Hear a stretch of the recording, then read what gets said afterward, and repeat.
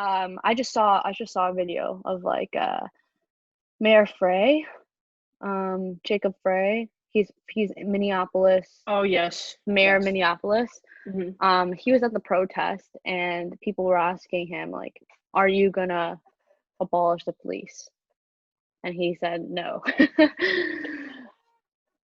I don't think we can abolish the police Nervous. because Are you nervous? Let me test audio. What are you recording? Oh, you're recording a Zoom call. I see. Yeah. Okay. It's good. It's good. Done? Yeah. Okay. We're just keeping it casual here, you know? Yeah. Do your All right. intro. Oh, yeah. Okay. All right. Hi, everybody. Welcome to the very first episode of The Asian Experience, at least for us, where we talk about the Asian experience. The topics we discuss may not apply to you, but they do, at least for us. This is so cringy. Okay, anyways, my name is Leslie Huynh, and today I am joined by a dear friend of mine. We've known each other for a very long time. She is an engineer extraordinaire, piano maestro, choir singing freak, Oh my God. and No, not choir. overall genius, sports fanatic, and what? I'm getting too offbeat. Please welcome my co-host, Serena Lee. Hi, Woo! Leslie. Yay! Thank How are you, you. girl? Thanks for all the kind words. I'm so excited. I am excited too. So, as we all know, there are crazy things going on in the world right now, and myself and Serena wanted to hop onto this very casual, bad quality Zoom call to discuss with each other some things that we have been talking to each other about. Yes? Yes? Yeah. Okay. Yeah. Yeah. People are not going to listen after they hear me laugh. I love your laugh. What are you talking about? Oh, thanks. All right, so our topic for this very first episode is racism in the Asian community. We're going to focus on anti-Black racism in the Asian community, but we are going to touch on other types of racism. And yeah, that's our topic for today. So I don't know how long this is going to be. I don't know how long this whole podcast, weird Zoom video, YouTube thing is going to last. I don't know how often we're going to do these. Hopefully every week. Do a podcast. Hopefully every week. I don't know if that's going to be possible. A podcast is like a passion project of mine. I know it sounds very millennial, very Gen Z, whatever you want to call me. We're not millennials or Gen Zs, though. We're Gen Y, whatever the hell that means. Really? Yes. Oh. Gen Z is like 2004 and beyond, or whatever. Okay. Millennials are like what, 1985 to 1990 something. Oh, seriously? Yes. I thought we were millennials. No. No. All right. But I love podcasts. Serena was like, I've never I don't listen to podcasts, and I was like, perfect. I just started listening to them. I listen to them occasionally. Occasionally, okay. Yeah. I listen to them like all the time. That's crazy. Honestly, I don't have that attention span because like I will listen to it, but I'll be like my mind will be thinking about something else, so then it just blocks out everything that's coming in. So I just forget what they're talking about. I think for me it's like this human connection that you have in a podcast. It's like you're listening to people talk.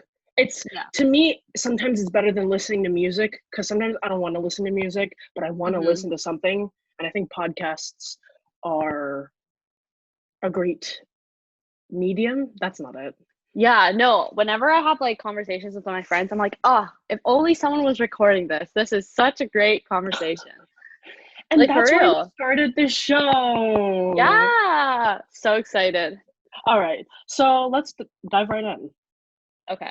Okay, so we're gonna discuss a couple of things, and and I have an outline of things that we're gonna talk about. And yeah, let's get started. So I want to talk about firstly our experiences with racism within our families and how we were raised. Because I think this is, I mean, I don't think this is a big sort of prerequisite setup for how we view racism. Yeah. Yeah. Okay. So I guess for me, I've been pretty lucky that like my parents are more like, I guess they've been changed after like immigrating here, but Mhm. they still so they don't really force their political opinions on me. I'm usually the one who does that. Same. They didn't really have a big influence on like how I view other people. There's just like slight stereotypes have towards other races. Did you catch that or did I freeze? You froze. Ah, You fuck. froze. They just have okay, so they have slight stereotypes for other races and that they'll bring up like occasionally. Like Yep. for example, you should only date an Asian or Ugh. you shouldn't date this race, like, you know. Mhm. Um and when they say that, I'm like, you know what? I'm just gonna date people that you don't want me to date to spite you. Yes, thank you. Right? But at the end of the day, I know that like whoever I bring home, like they'll be they'll still like respect them and like treat them the same way because Mhm. their their notion is like, you know, few bad apples in every race. That's what they say. That's what they claim. Yet, uh, There's certain always those stereotype. people. That's what they say. There's always those people. Yeah, and it just seems that like what they're perpetuating is that there are more bad apples with uh the black community or the brown community, for example. Mhm. Yes. I think those stereotypes are very harmful, obviously, and I think that a lot of Asian parents don't recognize the how harmful they are because they say it very casually to their kids, as in us, Yeah. and they say it over the span, like when we grow up, as we grow up, they Yeah. always say the same thing, like, oh, well, what I've heard, I don't know if you've heard this from your parents, but I've heard my parents say like, oh, these people are dirty and like gross and they're very violent, and I'm like, I don't where's the proof for this stereotype? Yeah, Did you just like hear it? bad manners. Yes. And I'm like, are you getting this from the videos you watch on Facebook every day? I don't. WeChat. Asian parents are obsessed with Facebook and WeChat. I don't know why, but it's like a thing. I don't know. Yeah. But It's because everything else is banned. well, in China, Yeah, but like a lot of their friends are from China, so the right. only way to contact them is through WeChat, like not even Facebook. Yeah. Yeah. And so like it's hard because like, who they talk to, it's limited within like their race, which is so Yeah, that's problematic true. because they don't Mhm. know anyone outside of their race and they don't know like that the stereotypes they're saying is like not true for everyone. Mhm. And I don't know, like, yeah, and their friends reinforce these stereotypes a lot, and especially the Yeah. people they hang out with. And I mean, they're not going to listen to us. Yeah. And We're like we're their kids. I think it's like it's a big thing to like educate like why a certain race um is like considered more violent or less or having less manners. It was like so like in history, Mhm. when like the first, I guess, like slaves from Africa came, Wait, um speaking of first slaves from Africa, I saw you got that book, so I bought one for oh, myself. shut up. Oh my God, I want to read that. I don't have It's it. Oh, you don't? No, I just someone sent me it because she was like, Oh, "Yo, I thought you enjoyed this." And I was like, "Oh my God, yeah." So I read that chapter that she was talking about and it's thick. It's like 500 pages. oh my God, it's really interesting from the excerpt that I read. So basically, Yes. it just like discussed how when they first came, they actually weren't like so 1600s, early 1600s, Yes. they 1619 weren't was the first year that they landed in America. yeah, so they were actually able to get out of slavery. Like not so if you turn into a Christian or if you marry someone that wasn't a slave, then you would be free. But then because like the minorities were like joining forces and like rebelling against like people in power because they were Mhm. like the general workforce, the people Mhm. in power, the oppressors, um basically like they started making up lies and they said like, oh, we didn't just import the African slaves because it was like cheaper to do so, but we did it because, you know, they like they're less than us. You know, they deserve to be slaves and like they're Yes. what's it called? They're they just have basically just like demeaning them, saying that like they're ugly, Mhm. they like are disgusting, just basically saying like they're like a source of pollution.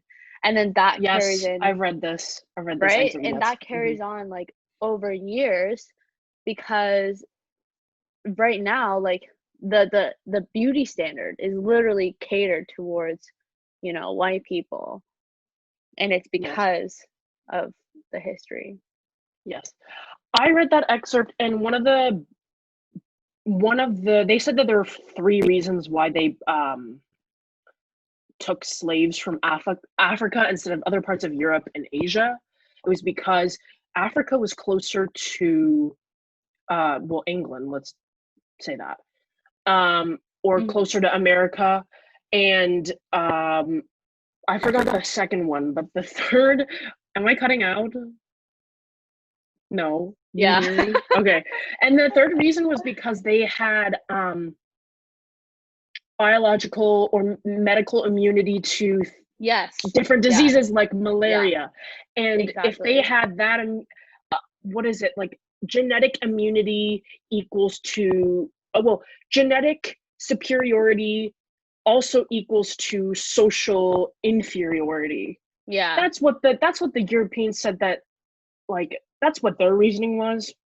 Yeah, yeah, but they couldn't say that to, like, everyone else because they couldn't say that they were you know, the slaves were better than them.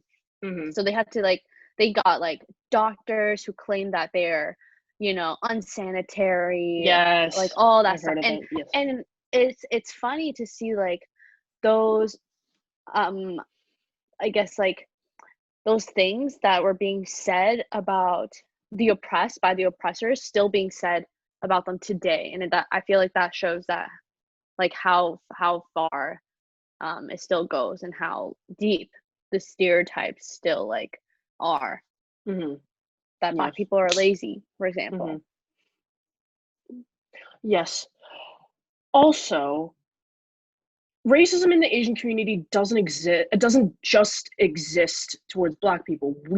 Our parents have perpetuated other horrible, harmful stereotypes about other races.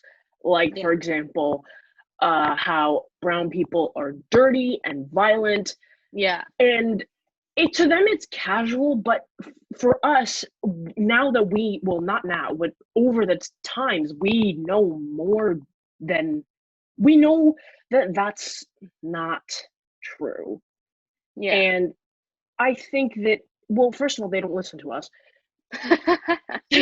Second of Yeah. all, also, it's not just our parents. I think it is something that happens throughout the Asian community in our parents' generation and the generations Hmm. before that. Yeah. And it's our job to get out of this rut this cycle, this vicious cycle of what we've been told our whole lives, if that makes sense. Mm-hmm. Yeah, no, I think it's I find it interesting why there's like so much divide between minorities, especially when like, like in history we've been like we were supposed to stick together, and Yeah. like it was through sticking together that allowed us to get the freedom that we have now. Freedom as in like Yes. in quotations. Actually, I will explain some of that because there's a bit of historical significance around why there's so much divide between us. At least Mhm. I think. So I'm just going to dive into a little bit of history for the US and Canada because our countries are literally stuck together. Literally, Yeah. Yeah. physically, economically, socially. Literally. And sometimes I think whenever the US does something, we do follow the US in their footsteps on a majority of things. Not everything, but a lot of things. Yes? Yeah. Okay.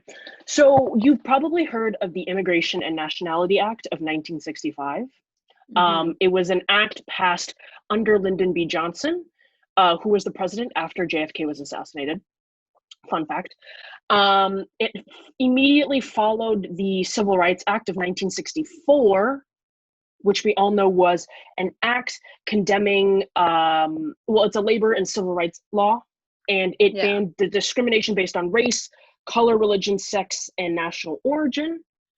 And immediately after, in the year 1965, um, Martin Luther King and his family and a group called the Black Panther Party for Self-Defense. You know who the Black Panther Party are, yes? Yeah. Yeah. Big activist group in the States. I don't know if it is here, but it is in the States.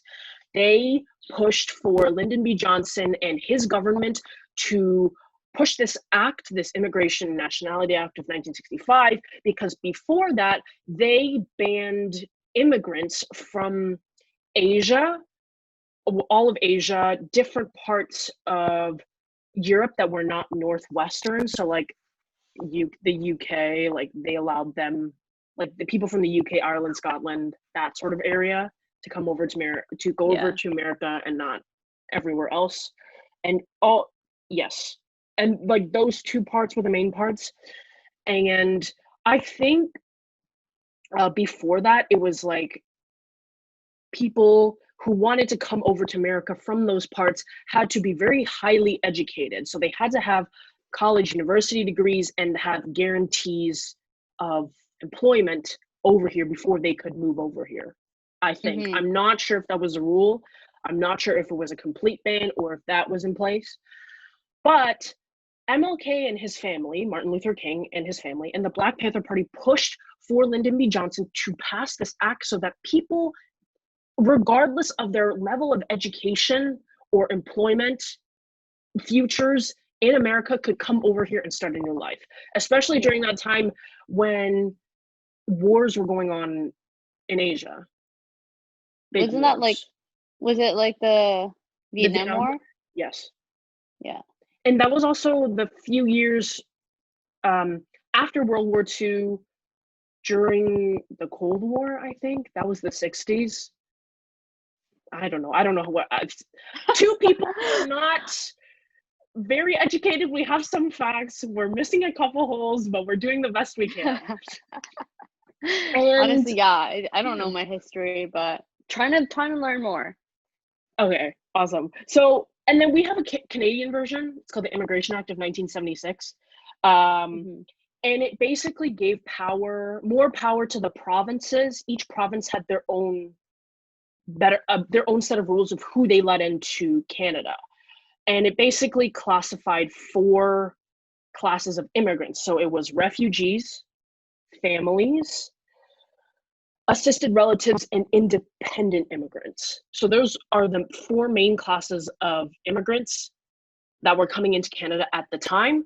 That act has been replaced by an upgraded act that was passed in 2002 called the Immigration and Refugee Protection Act.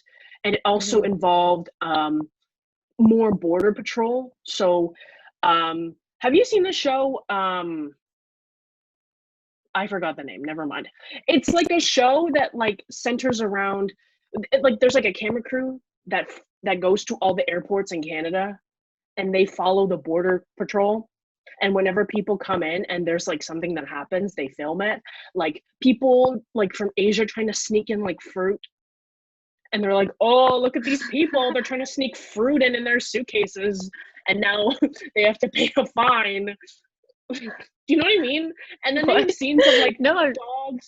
dogs going to the conveyor belt to sniff out like things in the suitcases. It's a show? I've never heard of it. It is a TV show on Discovery Channel. And when people, they have a couple episodes, well, there's like once every episode when people are driving over the border to come over here for like a visit or whatever. And they do like plate scans. And the person who has the car, they scan like their entire criminal record to see if there's anything there. And like, they're like, oh, this person has like a robbery charge from like 6 years ago or whatever. And that stuff was put in place because of the act that was that replaced the Immigration Act of 1976 in 2002. Oh, okay. So a gist of what I just said, basically, the Black communities in America are a big reason why Asian immigrants were allowed into North America in the first place. Yeah, and I also think like the Asian American Political Alliance and like the Red Guard Party that was like formed in inspiration from the Black Panther Party, and they worked together to, you know, fight for equal rights for themselves, so that like they can have, because a lot of Asian Americans, shit, you're frozen again. What? You good? Yes. Okay. Because a lot of Asian Americans were also like living in substandard, like with housing, education, all that stuff. So they were fighting for, you know, equal rights. Is that where the yellow peril for Black Power comes from? Okay. Yeah. Do you know what that means? I thought it was like a slang term, but it's not. I think it's just because like it relates to how like the Asian American community was inspired by the Black community fighting for their rights, and so they didn't want to be silent anymore. I don't know. That's my interpretation. I don't really know what that means. Yeah.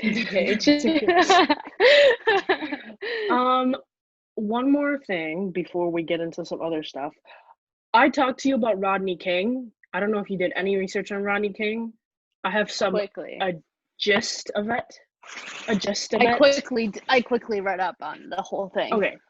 So Rodney King, for those of you who don't know, people say is like the catalyst of like the history of police brutality in America, because it was one of, if not the first case that was publicly televised throughout the country.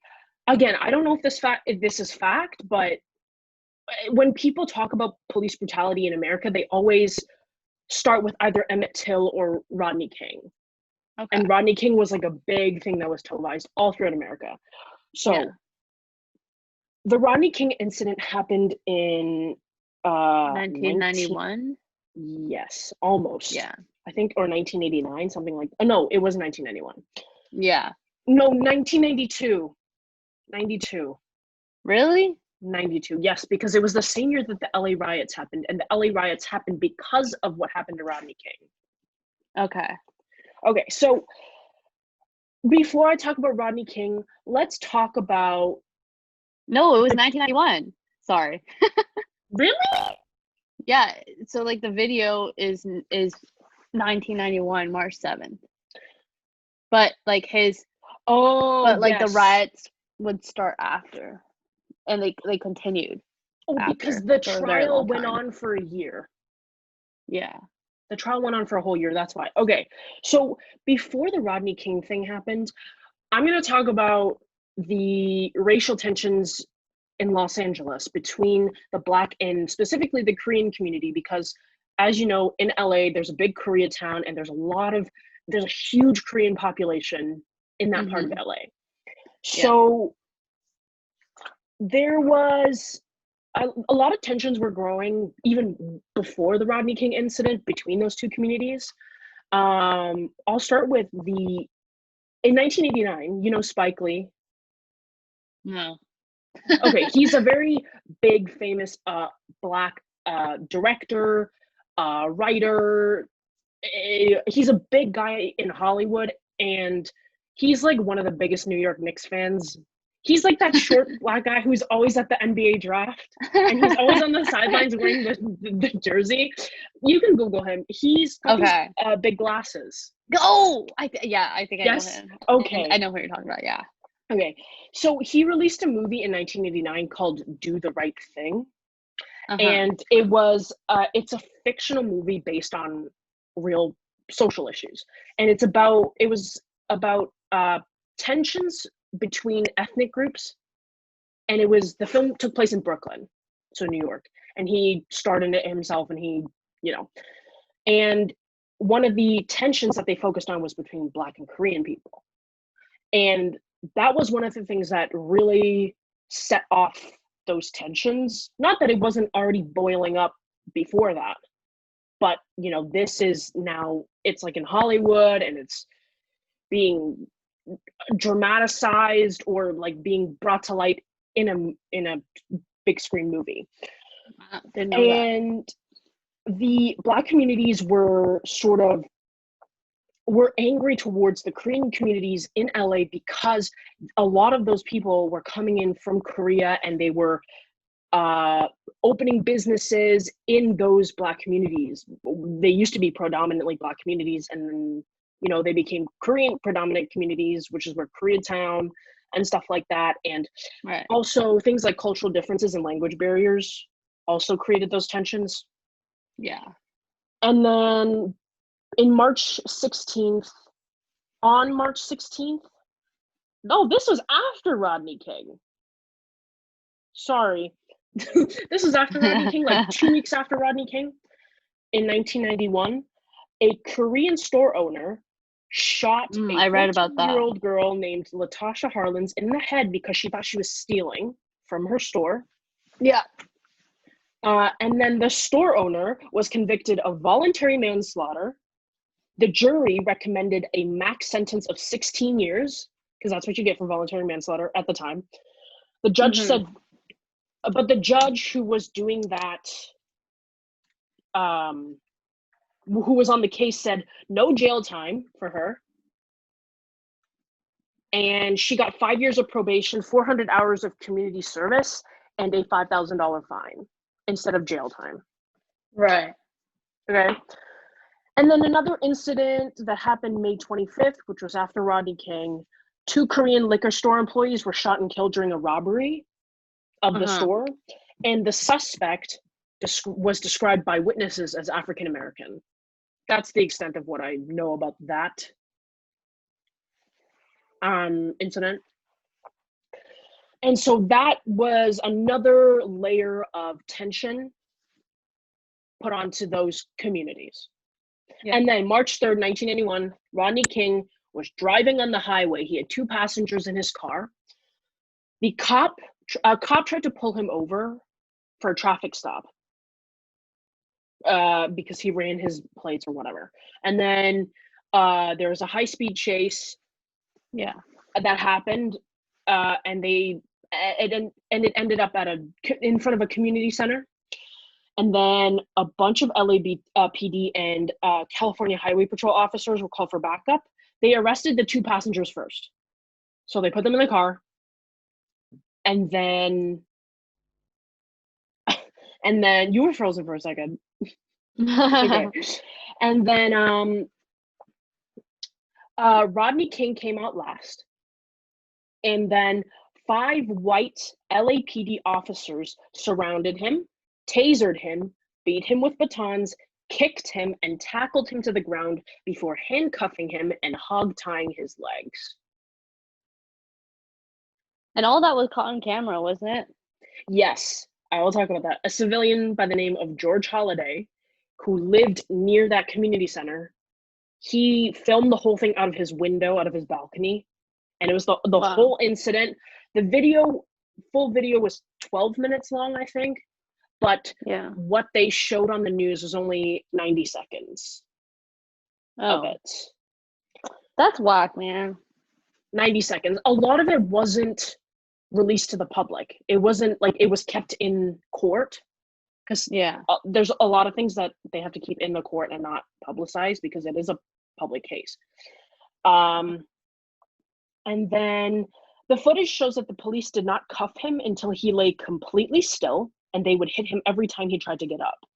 One of the white officers, Stacy Kuhn, who her name was spread all around because she was one of the the 5 officers who beat the crap out of him, their names were blasted everywhere. Stacy Kuhn being one of the, I guess, bigger ones, because she tried to testify in court that he resisted arrest and believed he was under the influence of PCP, which made him combative. Yeah. That was a lie, because the test for PCP came back negative, as shown in court. But Rodney King said that he evaded the traffic stop because he was under the influence of alcohol while he was driving, which violated the terms of his parole, which he was on because of a past conviction. Yeah, he was I think there's 2 past incidents with him.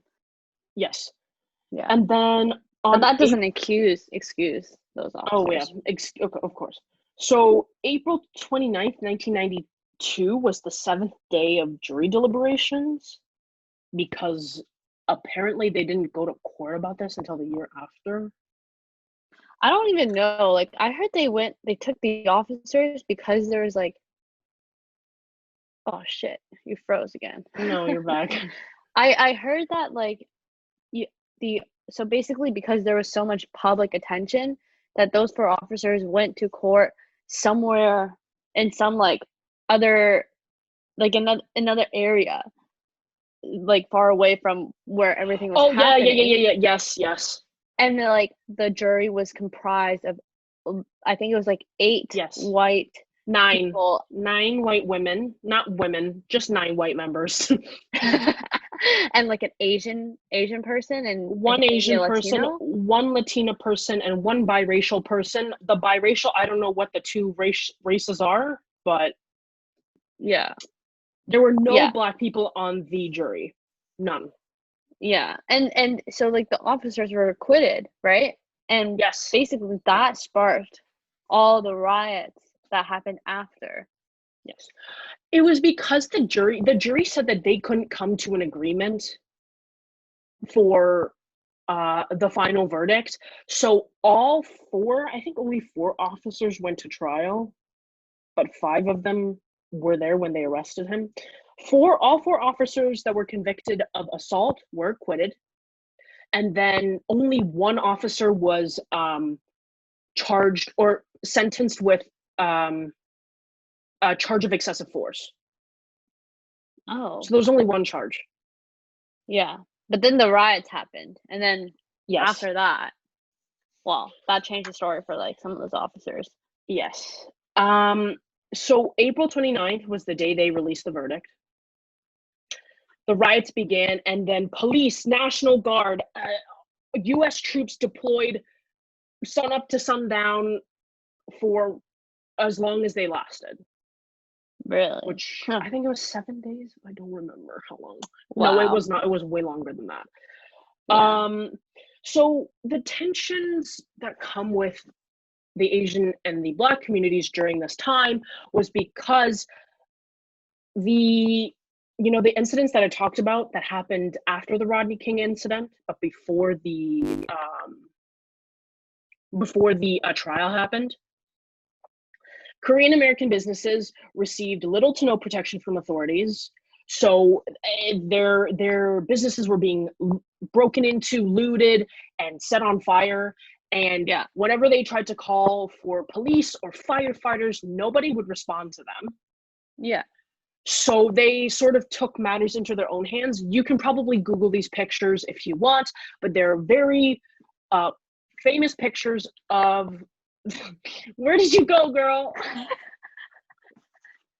Sorry. I thought you could still see me. Okay. There are very famous pictures of she's putting a whole mattress down. You setting up camp, girl? Sorry, keep on talking, listening. This girl's doing her chores while I'm trying to give her a history lesson. No, I'm listening. I'm trying to get better Wi-Fi. So you put up the mattress? Continue talking.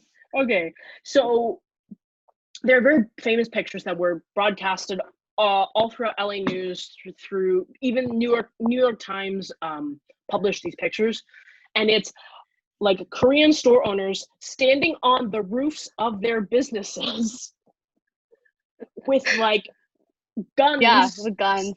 And they're waiting there, I don't know, trying to shoot people, but they were taking the protection of their businesses into their own hands.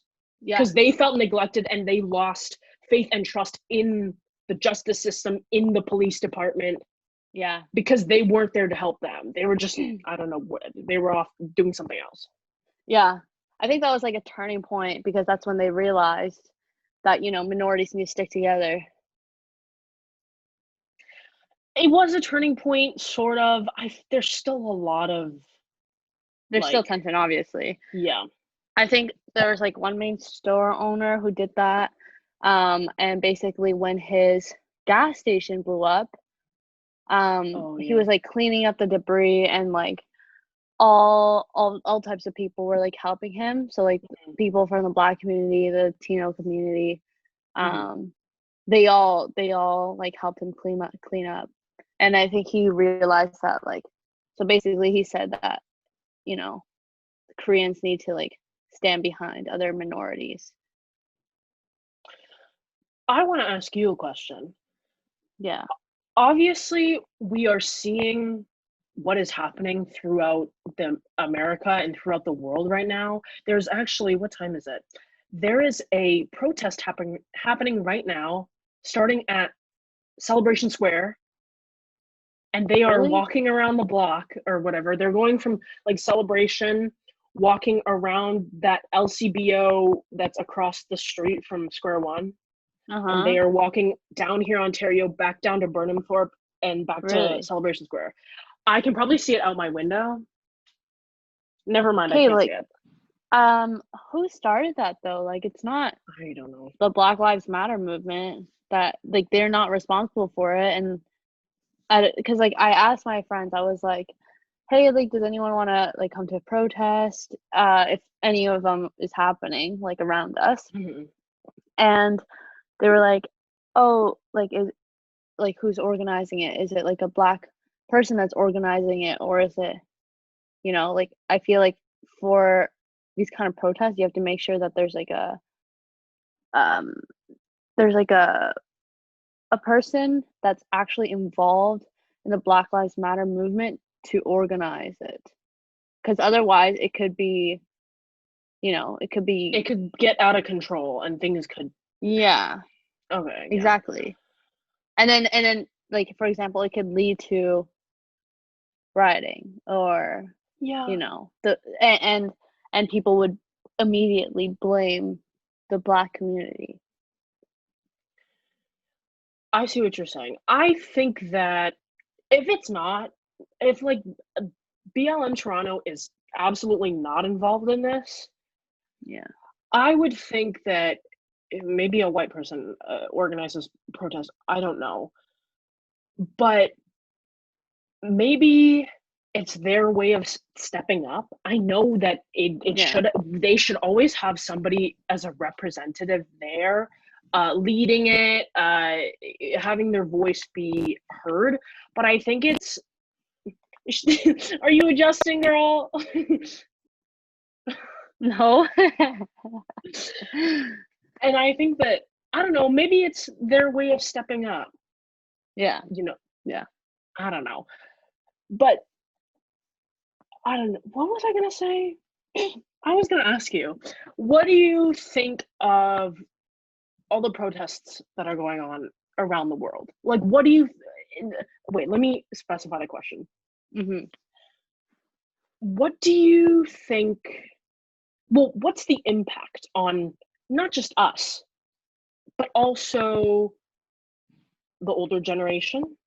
Maybe our parents, maybe those parents who are raising their kids in a very toxic, harmful, racist, uh, segregated environment. What is the impact on the generation under us, the younger kids who are like my brother's age?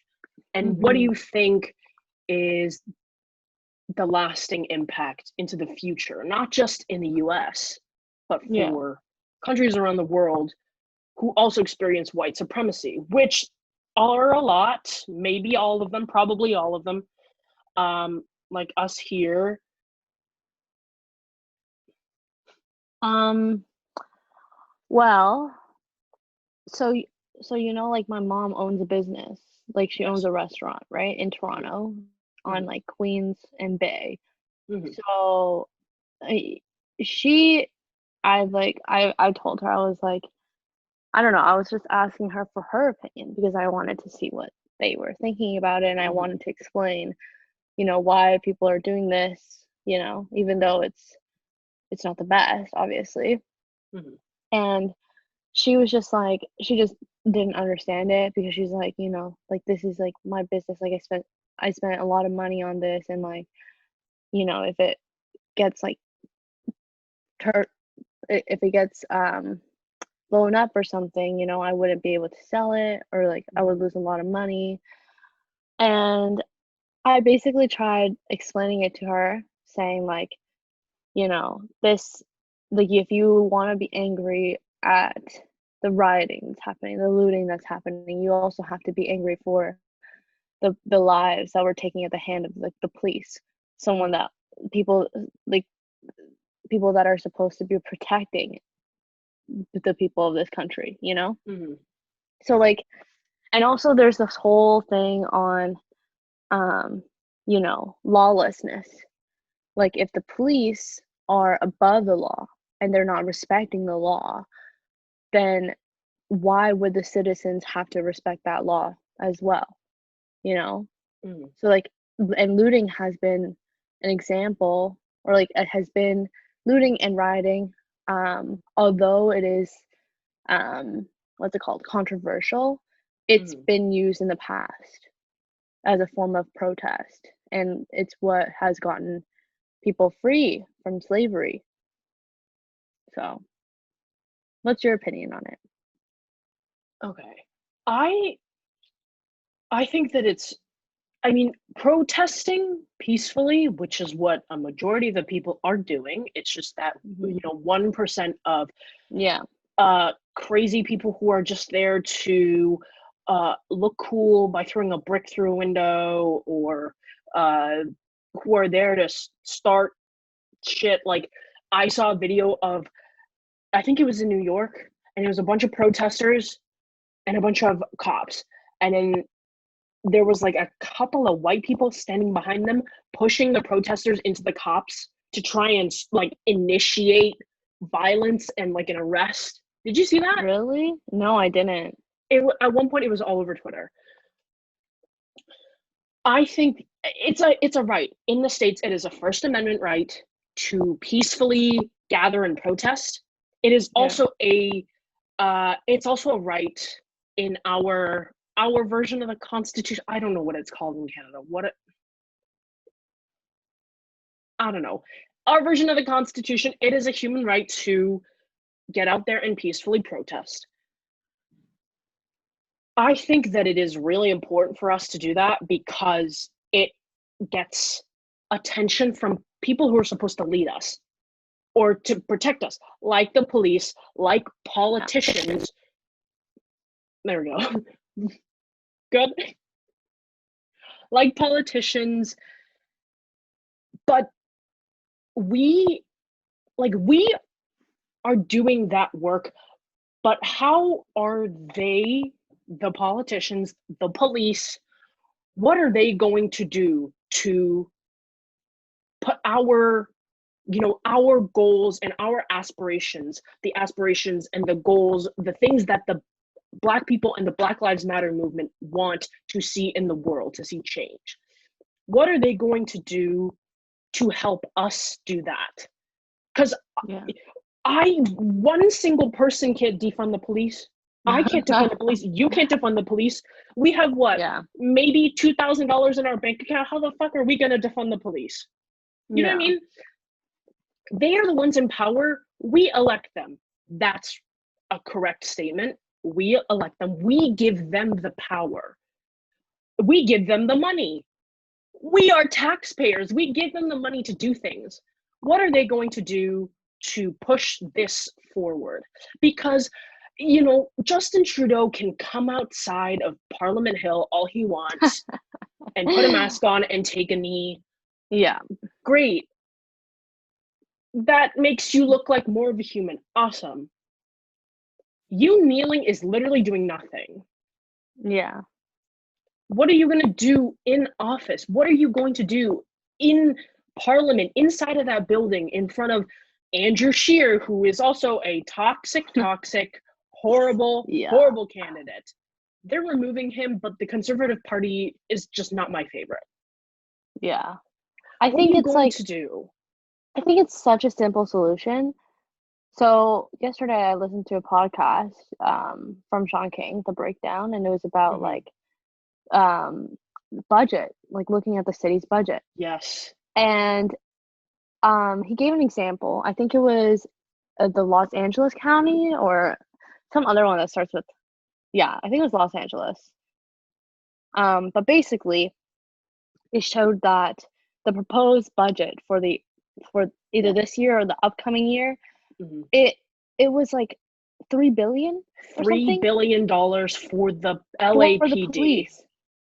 And just the LAPD, by the way. They made percentage. Yeah, and they made percentage cuts for every other thing, for housing, for homelessness, for education, for mental health. Like, the police does not need $3 billion. They don't need that. And the fact is, the root of the problem is people not being educated on it. Yeah. People don't have good housing, don't have fair housing. That's and like people don't have access to cheap or inexpensive mental health support. Yes. Yeah. And that's what leads to all this mess that is happening. Higher crime, they say. But there's no correlation between having more police and more funding and decreasing crime rates. Like, that's not a thing.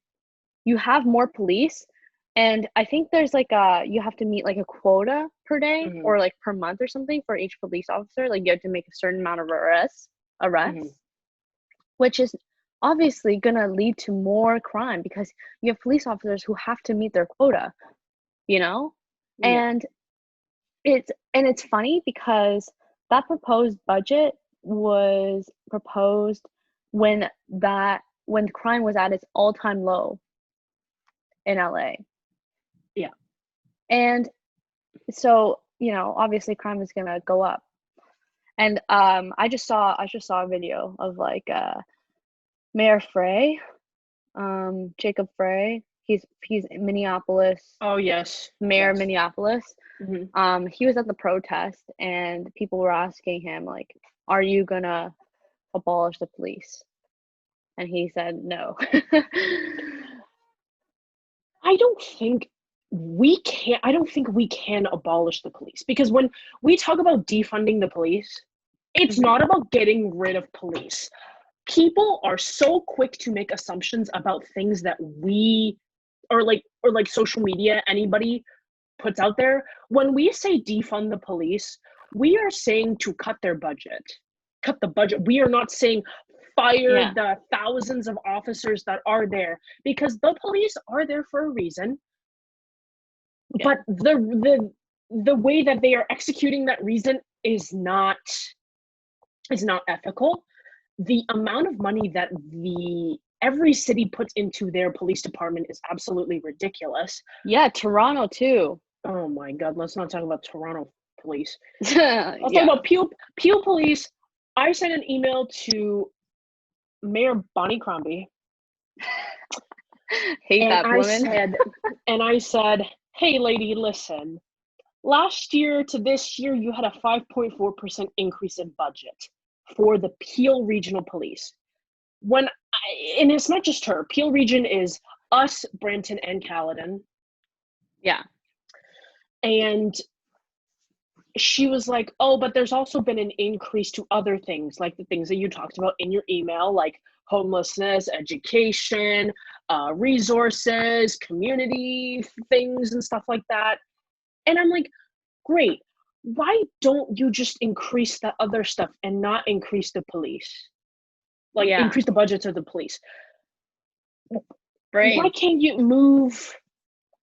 I don't know. Listen, like, and the whole the whole abolishing the police, it's not like a, get rid of all the police officers right away. It's about defunding the police, like, slowly until and moving those and allocating that money that was originally for police to communities that need it, and like other funds.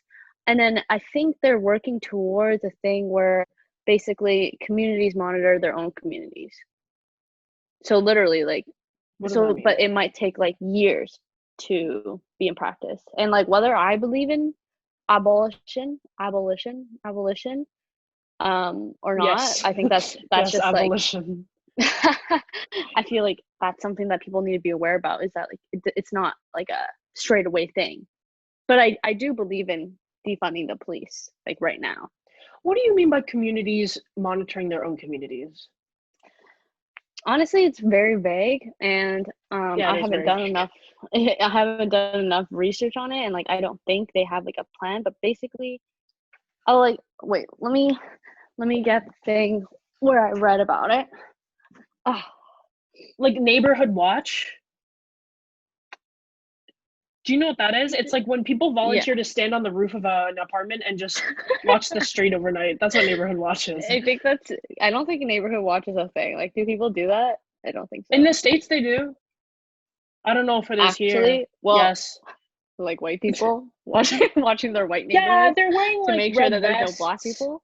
I've seen in movies how they perpetuate like neighborhood watch is like people in red vests in their pajamas sitting on like beach chairs on the top of like an industrial building with their binoculars, and there's just overnight, they stay up all night, they do a shift a week, and they just watch the street.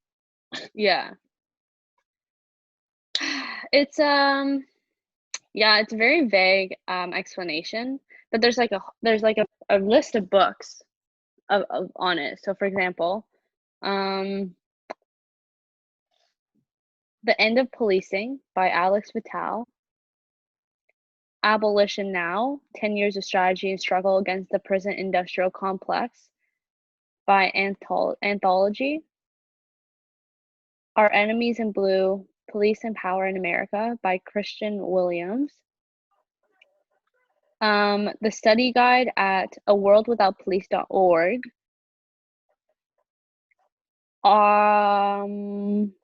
there's more, but those are the ones listed that I see are related to abolition. Interesting. Yeah. What do you think about like youth? Wait, what was I gonna say? What do you think about abolishing the police? Let's talk about that. I don't think abolishing the police is a good idea. I think that you should heavily defund the police, because that's money is power. I'm just gonna say that right now. I agree. Money is power. People, this is a bad stereotype. Oh, she's back. She's back. Is it my Wi-Fi? I think so, girl. Oh, fucker. I also changed the view, so now we're like 50-50 on the screen. Yeah. Before it was you in the full screen and me in a small square in the corner.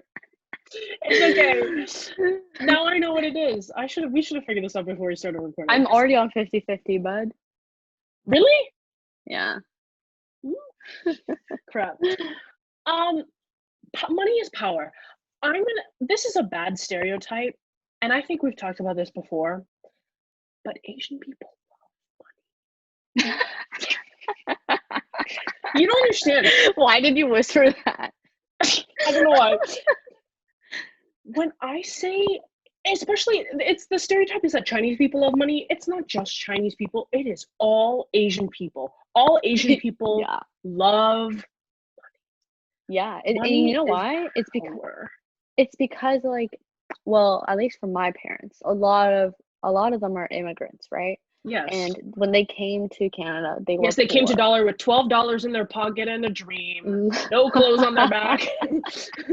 Barefoot, hole in one shoe. Yeah.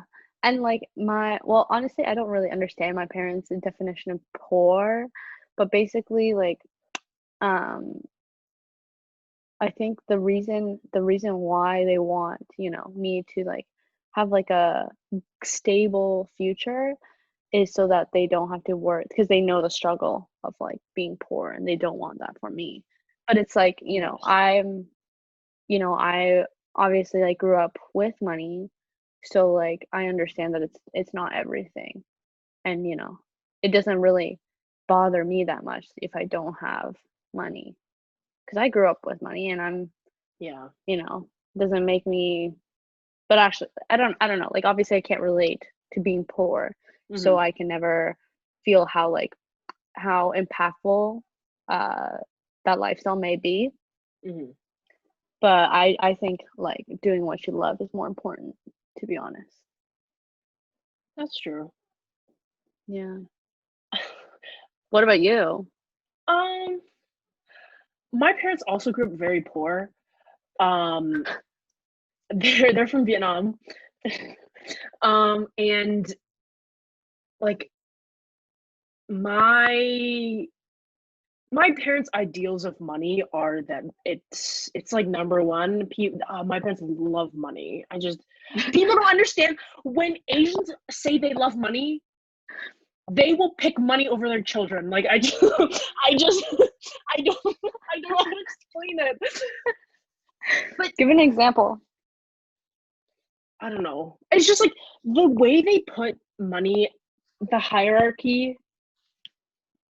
They will pick going to their job for an extra 2 days a week over spending time at home with their kid. Oh yeah. 100%. That's what we experienced growing up, I think. And my parents were very poor growing up. They're both from Vietnam. My mom came from a very small town. My dad lived in the city. Just a small town girl living in a lonely world. Just a city boy. That song was written about my parents. I don't know if you know that. Journey. But you probably know about the trip I took earlier this year in January. I went back to Vietnam with my family. You did? For a wedding. Okay, yeah. I didn't know. You're paying attention, Serena. You didn't post about it. Yes, I did. Well, anyways, it clearly wasn't much. Okay, it wasn't much. But I got to go to the places where my parents grew up. Wow. Yes. My dad grew up in the main city in Vietnam, like in the south, so Saigon, also known as Ho Chi Minh City now. And my mom grew up in a little small town, like 2.5 hours outside of the city. And I got to actually visit the house where my mom grew up, the childhood home. Yes. That's cool. One of their family friends owns it now. And it's renovated. It's got like 6 stories on it. And at the top is like a little A shrine? I wouldn't say shrine. You know, when we do Chinese New Year and we go to the temple and then they give you those sticks that you light on fire, the incense, and then you Yeah. put it in the thing. You know how every Asian household has a place dedicated to that little thing where you put the no, you don't have that? I don't have one. My house is pretty white, honestly. Okay, we're White in quotation marks. okay. And at the top floor of that house, there's like a giant picture of my grandfather who passed away, Oh, like 14 years ago, maybe, because he used to sorry, him and my dude. grandma. It's okay. It was like 14 years ago. Don't worry. But it was there's like a giant picture of him up there, and I thought it was really sweet. And I don't know, seeing where they came from is very eye opening because it's like, oh, you really like there was no money, not really. Like both of my parents, their relatives were business owners. They had little stores, and that's they they did what they could with what they had. That's what I'm trying to Yeah, say. yeah, But money is so powerful, girl. Gung hei fat choi. You think it means Chinese New Year? No, it does not. It means I hope you get rich. So when you say yeah. gung hei fat choi to a Chinese person during Chinese New Year, you're telling them, I hope you get rich. And I'm very grateful for that. Thank you for wishing me upon that. It doesn't mean Chinese New Year. Happy Chinese New Year. It means something completely different. I didn't know that. I told you that. No, I know, but like, when people used to say that term, I'd be like, Yeah. "Oh, Happy New Thank Year." you. Thank you. It means I hope you get Um, rich.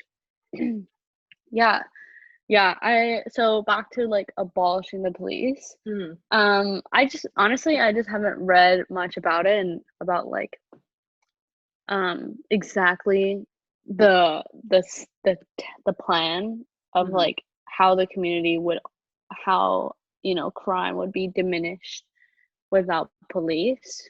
Mm-hmm. I feel my opinion is that I don't want it to turn into the purge, because even if Yeah. there are a lot of money going into like mental health and education, there are still going to be those individuals that will commit crime.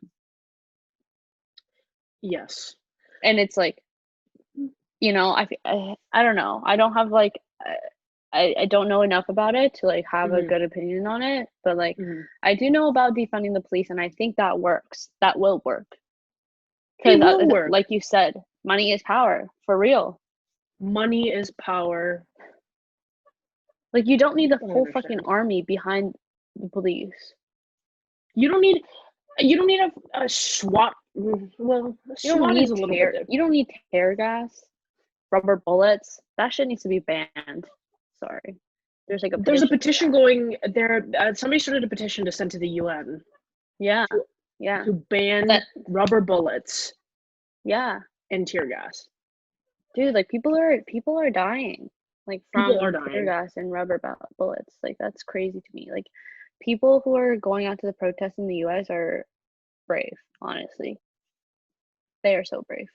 Yeah, they're brave because of the way that law enforcement reacts to these protests.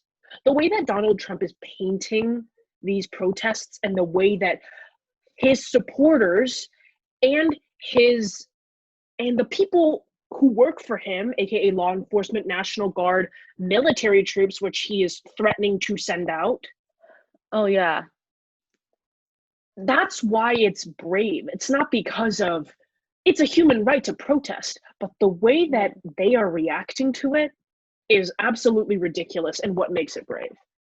yeah. It's oh, what did I saw something. It was about like the law that he wanted to use. Oh man, if I remember, I'll let you know. But I know what you're talking about. okay, girl, can we talk about Candace Owens? Yes, Oh, I you think. know who? I do know who she is. I've heard of her. Um, Can you remind me who she is again? Yeah. So basically, American yes, I know who this is. I know who this is. I know who this is. bro. Her and Bro. who else? You know who else? Ben Carson. I think that's his name. Who's that? Is he? He is also a black conservative politician. He's got like a gray mustache. Yes. United States Secretary of Housing and Urban Development.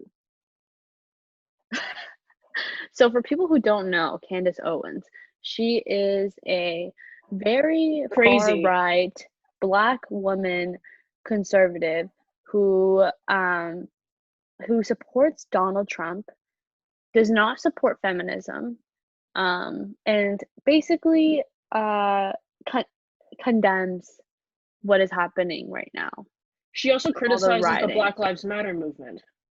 Yeah, she does. And she's on Mother's Day, she posted a video about like, or a tweet about how people supporting Ahmaud Arbery is like uncalled for on Mother's Day. Basically says that, you know, Ahmaud was trespassing and blah, blah, blah, blah, blah. She looks scary. Yeah, so the other day I came across her video about, you know, her opinion on George Floyd and all the protesting. And basically my friend sent it to me because he was like, you know, lots to unpack here. Basically turning it, we just unpacked it like politically, you know, how the government doesn't care for us, all that stuff. Yes. But and then I went to her Twitter and then I saw all her tweets and then I read her Wikipedia page, like the entire thing. I don't understand her. She uses like certain facts, statistics to get to her point, but she basically like she purposely leaves other stuff out. She's not completely transparent in like whatever she's saying. And if she wants to use statistics, she can't just use like a certain like 5 statistics. She can't just use 5 statistics. Like you can't just look at statistics in one way, you know? And she's using everything for her political gain. You know who's also like her, or I don't know if she still is, but she used to be like her? Omarosa. Have you heard about Omarosa? No. She was a part of, she's also a black woman. She was early in Trump's presidency, like right when he was elected, she was a part of his team. And then she got fired, and then she appeared on Celebrity Big Brother. Are you joking me? No. What the fuck? I don't know what her role was. Let me take a look. Omarosa, former political aide to President Donald Trump. She was also on the first season of The Apprentice. I don't know what that show is. That's a show hosted by Donald Trump before he was into politics. It was a competition, reality competition show. Really? Yes. You don't know about The Apprentice?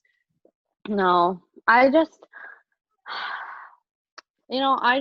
don't understand. It's like basically she's saying that, you know, I'm successful, so why can't other people be successful like me? Blah blah blah. And she's like excusing so she says she does this thing called like whataboutism. So she doesn't like deny the main argument that's going around, but she says yes, but, you know, and she like directs the conversation elsewhere to try to like basically prove her point. Yeah, and like prove that, like trying to like make you question your own beliefs. That's what she's doing in her video about George Floyd. Like she's saying that, oh yes, you know, what happened to him was bad, but you know, I still support the police. Oh, she's frozen. Like systemic racism. There she is. Oh, She's okay, so she's like, yes, I believe that what happened to George Floyd was bad, but I don't think that people should be protesting because he was a criminal, and I still support the police. The people are protesting not for George Floyd. It's a result of everything that's been happening. He was just the tipping point. Yeah, we're witnessing history. Yeah, we're in a moment right now. And the fact that she's not behind it, well, it says a lot about her and where she would stand back in the time. It also, I feel like, I mean, her race plays into it, but I feel like her views also discredit the movement. Because Yeah, it's like, it because does. white radical supporters of Trump will be like, well, this black person doesn't agree with it, so why should you? Exactly. Yeah, and it's just like, so basically she's supporting the notion that, people like black people are lazy and they protect criminals, and black people are the only people to riot after a criminal will die at the hands of police. And she's basically saying that black people are lazy if they do this, or like, that not every black person wants to be free from the racism that the system like it is designed for white people to succeed and black people to fail. Just because she succeeded, that's what she's saying, and that's what the oppressor said in history. So Yeah. Sometimes I think, I don't know what her intentions are. If you're looking at it from a different side, maybe this is her way of trying to unite the oppressor with the oppressed. Do you know what I yeah, mean? I think that is the way that I'm she's not looking saying at that it. it's a good way to do it, because obviously the things she's saying are very hurtful, Yeah, but it's her like messed up way of trying to put things together. Do you know what I mean? yeah, yeah. There The could thing be is, there's a much better approach to it. I don't even think it's like her trying to like get a better world. I think it's her way of trying to get like political, trying to go up in the world politically, you know? Like she's doing Yes. everything for political gain. She blames everything on the Democrats. For Mhm. example, back, I don't know when, there was like there was mail bombings going off, and she tweeted out, "Oh, this must be the Democrats doing blah Oh blah blah my blah blah," god. without knowing anything. And then later was found out that the mail bomber was actually a Trump supporter. She deleted those tweets. Oh yes, I remember this guy. This guy, yes, I know who you're talking about. This was a big thing in like 3 years ago, I think. Oh, really? It was the year after he was elected. Yeah. And it was that guy from Florida sending like Florida. pipe bombs in the mail. Yes, I know who you're talking Oh about. my Yes. God. Yeah. So I don't think she's doing anything out of love. I think it's everything for her political gain. Whereas people, they're activists trying to get a better world because they care about people and not for getting power. Yes. She's very power hungry. Yeah. And when she gets the power, I don't know what she's going to do with it. Like, what if one day she ends up being president? Like, People are what? people are literally being like, "Oh, I want you to be president, blah blah blah." Hmm, Yeah. She hmm. literally, Amy Cooper and Christian Yes, Cooper, that incident? the dog incident. Yes. Yeah. So you know how Amy Cooper was not only just like threatening Christian to the police by saying like, "Oh, he's an African American man," Yeah. That but was she, crazy, by the way. yeah, and she was also choking her dog. Yes, she was choking the dog. Leave the Yeah. dog out of it. So Candace Owens not only defended Amy Of Cooper, course she did. but defended but The defended dog. Amy Cooper, but defended Amy Cooper for choking her dog. Like she was like, "Oh, she wasn't." Yeah, basically She was was like, holding him back. She deserved to choke him. What the heck? Bro, get out of here. yeah, Yeah, I know. Okay, sorry. We kind of went off track. I know. change. That video was wild because she knew exactly what she was doing. Yeah, and the fact that she's from University of Waterloo. Oh, no way! You're joking. Yeah, I did a little research. Went on her LinkedIn. That's an evil person. Oh yeah. That's an evil person. Yeah. And she's the VP of she was the VP of her company. 1 second. What? Oh, in my wallet. 1 second. Yeah, you have to. All right. 1 second. Are you gonna edit this after? Are you gonna take parts off? No, I'm gonna keep it super casual. Cause why not? People are gonna see my shorts. Wait, you're gonna keep this video? What? Are you keeping the video of this? Yes. Oh shit. I look like shit. No, it's fine. Yes, you just give it to them and you say that this is the one you want. Yeah. Do you want these ones or no? Okay. Why not? We're keeping it casual, Serena. We're keeping it 100% real. Oh my god, bro, you should have said something. What? I said I was gonna upload it to YouTube, the full video. That's why I'm recording the Zoom call. People are gonna be like, what the fuck are you doing? It's fine. We're gonna make this production better. Listen, obviously all of these universities are saying that we have to be we're doing online school. So if at some point when you're done school and when we have time, maybe in the summer we can meet up and do like an actual show. I can invest in a nice little microphone. I'm dead. We'll have better quality audio. It'll be lovely. A lot of like local majors, they have microphones too. So that's true. I feel like borrowing that would be easier. Yeah. Art school. Okay, let's go back to topic. Oh yes. I'm gonna move on from all this stuff because I think we have a couple more things to talk about. We have a ton more things to talk about. Asian privilege. I want to talk about the term model minority because I have a problem with it. Mm-hmm. I have a problem with it. I had a problem with Say it your before piece. all of this whole thing started, before coronavirus, okay. So the term model minority is actually, let me rephrase that. I don't have a problem with the term model minority. I do have a problem with how it's perceived and how it's used by everybody, not just Asians, by everybody.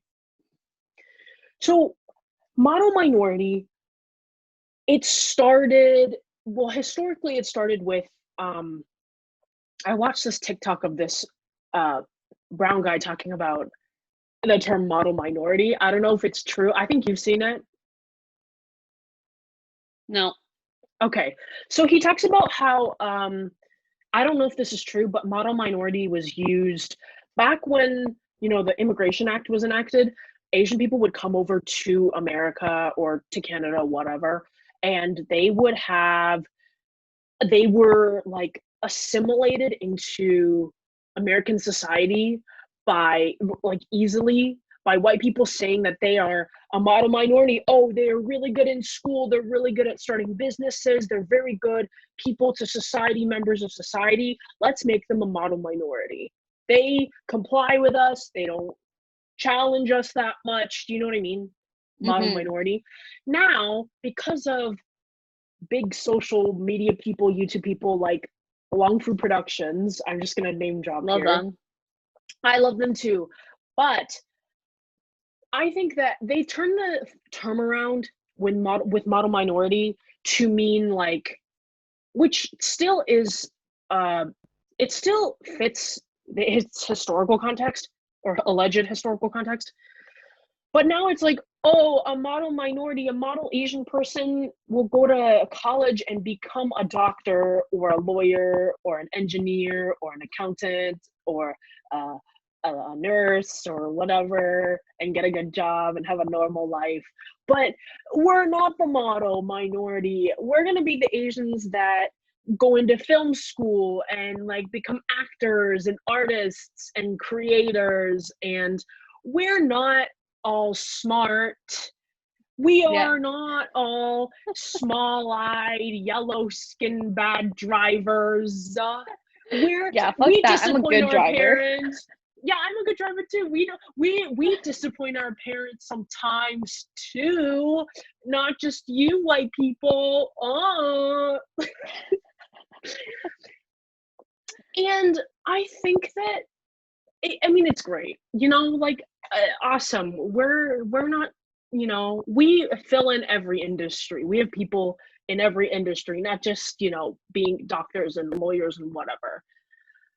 But I think that it's also used in a bad kind of sense. Like when we talk about model minority, it's associated with a lot of privilege. Do you know what I mean? We have a lot of privilege as Asian people, especially with the term model minority. And I know that this is not the context that you want to use it in, but when you say you're not like when you're like, I don't want to be a model minority, no. I'm like, I don't know, maybe it's like you're denouncing privilege. I don't know. You're like, I know it's not the context, but I think that Asian people should be intent and impact. Yes. I think that Asian people should be grateful to be called a model minority because it gives us privilege. It gives us privilege that a lot of other communities of color, Black people, Indigenous people do not have. Yeah. And I feel like announce it, it's like you're giving it up. I don't want it. Why? Yeah. You want the privilege. You want to be equal to your white counterpart. That's what everybody wants. The equality, the equity, whatever. You denouncing it is like, I don't want it. Why? I guarantee you, I'm not saying that it's a bad thing. I'm just saying, like, you are literally, you have the privilege. You have so much privilege that you want to throw it away. You know what I think it is? I think it's like people when they say, like when they throw it away, it's like saying that, oh, but I have struggles too. You know? Like it's like, well, I'm not perfect and I argue with my parents and I have struggles. So, that like that also oh fuck, I can't explain it. Please scratch this part out. No. It's okay. I know what you mean. They like actually, I don't know if you know this person. Do you know David So? He's like a comedian on YouTube. I think so. Okay. So he has a podcast and I watched this clip from his podcast. The example that he used, it's a scenario. Let's say there is a Black guy driving in a very white, very gentrified, very rich, upscale neighborhood. And he's just a regular Black guy. Mm-hmm. He's driving in this neighborhood. There's a police car at some point that he drives by. This police car decides to pull him over. And he's sitting in the car and the police is approaching his car. If there was a button in that car that he could press that turned him into a white person, I guarantee you almost 100% of the time that button would be pressed. Yeah. If it was the other way around, if it was a white person driving in a white neighborhood, there's a cop, he gets pulled over. The cop is approaching the car. If there was a button in the car that, if he pressed it, turned him Black, David goes, I guarantee you nobody would press that button. Facts. That is the social privilege that we talk about when we say like white, and then you have like white versus black. But the Asian model minority isn't included in that because we're a model minority. But when you denounce that model, that perfect sort of image, you are like it's like saying that I don't know what I'm saying anymore. I get what you're saying. It's like if you were in that car as an Asian person, would you press that button as well? Like, would you press the button to turn black or turn white? Okay, that's what I meant. And sort of. And it's like, or would you, be fine with just being who you are? Yes, that's sort of what I'm saying. Like, if you are trying to denounce the model minority, that name, but you are literally pushing away privilege that you have because of the privilege that you have. You have so much privilege that you are allowed to, or not allowed to, you have the opportunity to push it away. Some people do not have that privilege. They can't push privilege away. They have to take privilege where they can get it. And I think it's very insensitive. I get what you're saying. Yes? I get what you're saying. Because it's like a lot of white people are now like coming to terms with their privilege right now. Yes. A lot of people aren't, but like most of them are, because a lot of like, the call outs, it's like, oh, like white people needs to like take account of their privilege, like blah blah blah, and that is completely true. I completely back it up right away. But so many Asians are being like, I don't have privilege, or like it's because they're equating. I'm also minority. Like, it's not battle of the oppressions. It's like, so like Asians are taking accountability of their own privilege. And I feel like that is a problem of being associated with a model minority. Yes. Like, it's because a lot of Asian people are equating their instances with their incidences with racism and discrimination with what Black people face every day. We experience, well, now it's sort of like casual racism. Oh, she's I'm still listening. I'm still listening. It's like you're moving. What was I gonna say? What was I gonna say? You're equating. What is it? Oh no, I said especially. I mean, in the last few months, it's been different because of COVID-19 and this whole uprising in like Asia. Look at that fit, quarantine fit. Thanks. Like, they're equating, I don't know.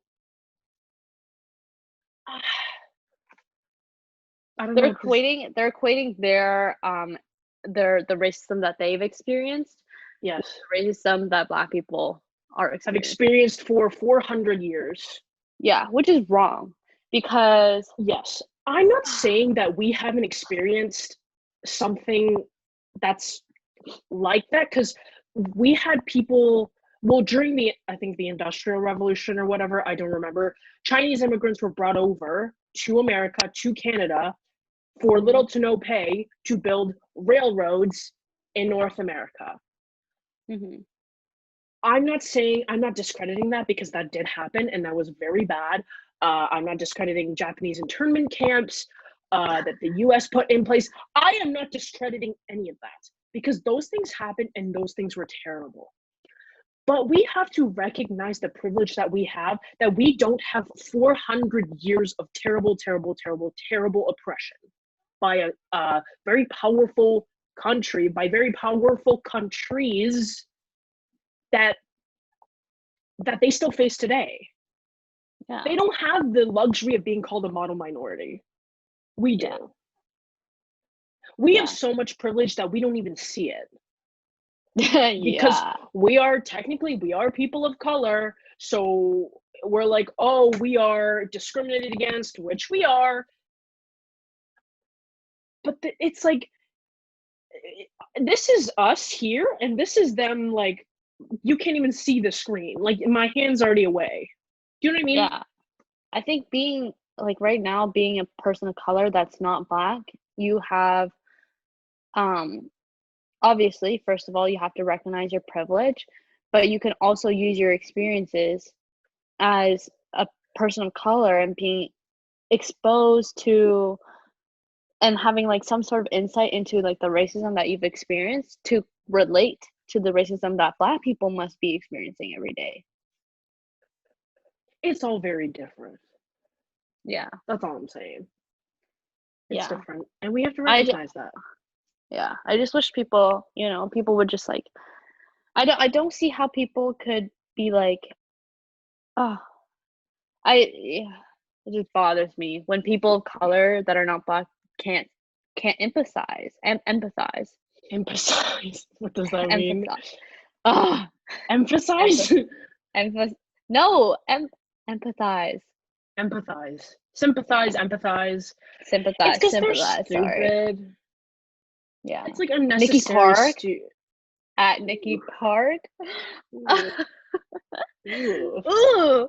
Ooh, get out of here. It's because they're unnecessarily stupid.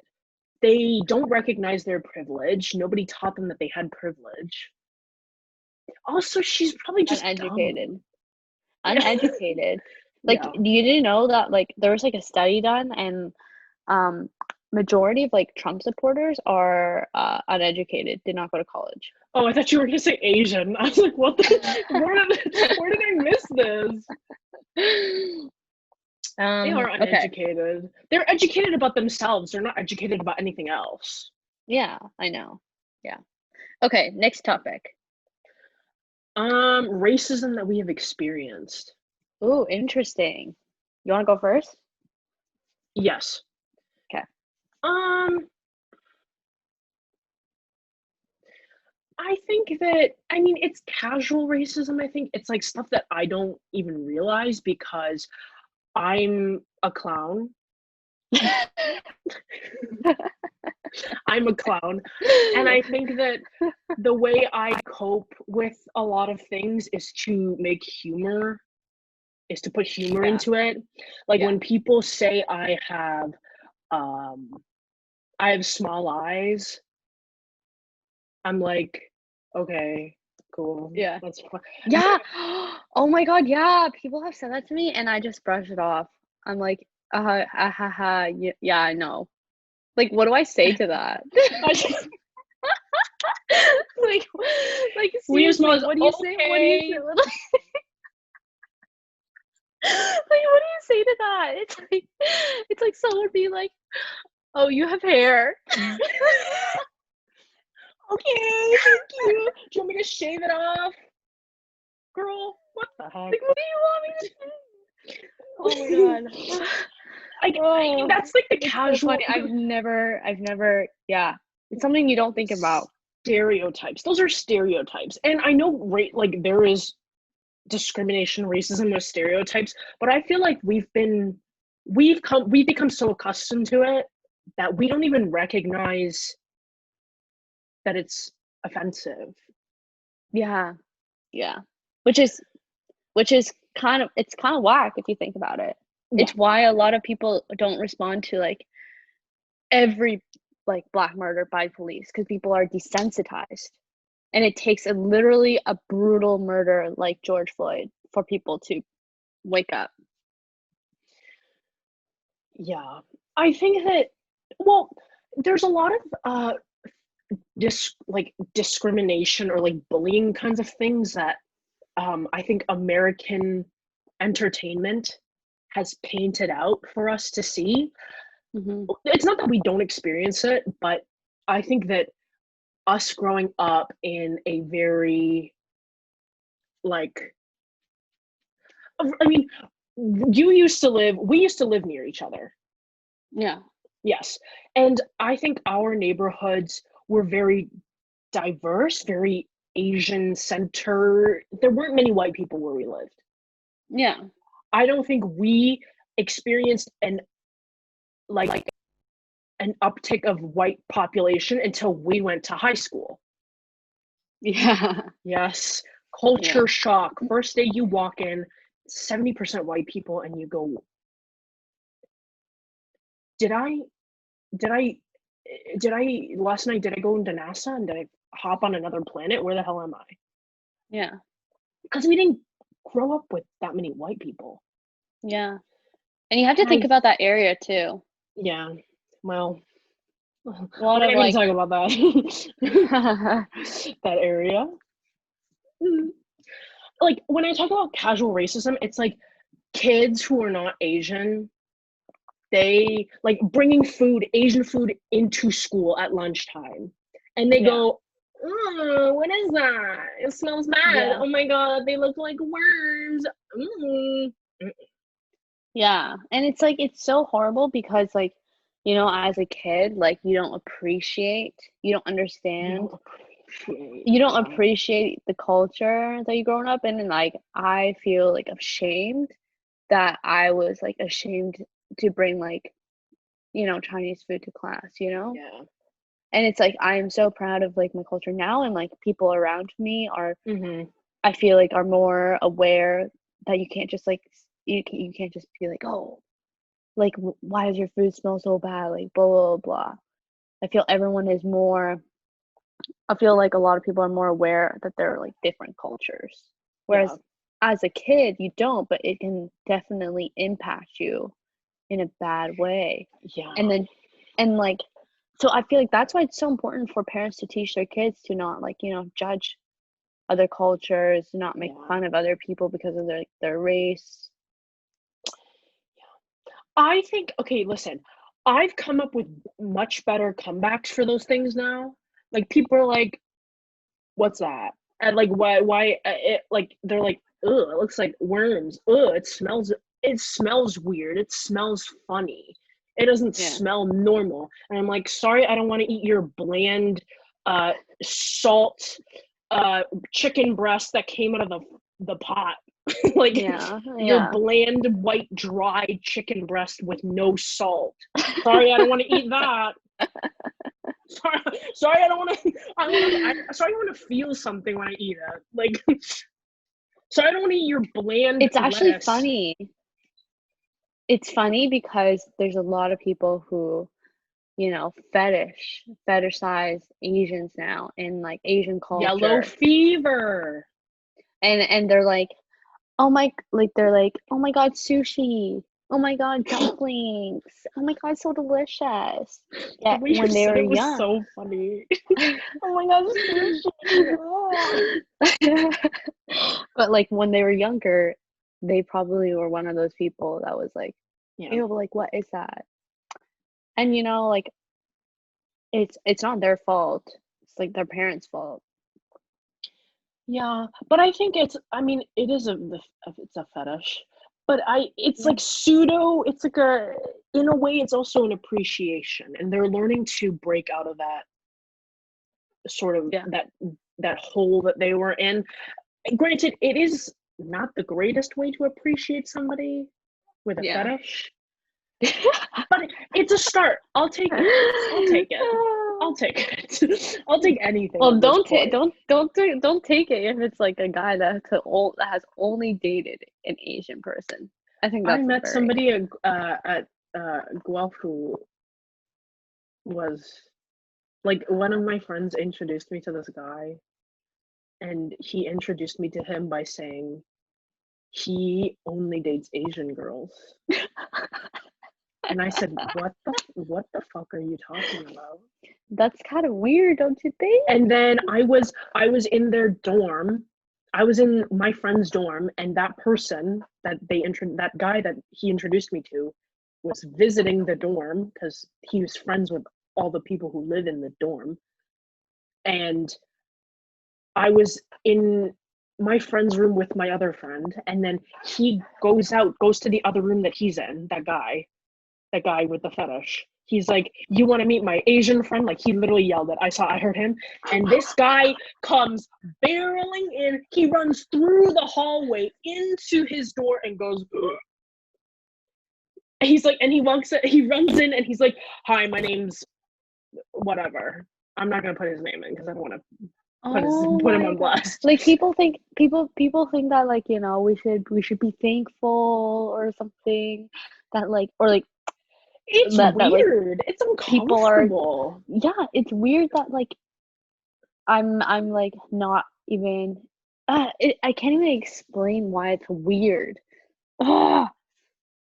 It's just only like, see us. It's like I know what you mean. You only see us for skin color. Skin color in like a weird sexual way. Yes, but also it's like a big one. Are you doing this to prove that you're not racist? Because you don't have to do this. You can do a lot of other things to prove that you're not racist, or like you dislike Asian people. You can.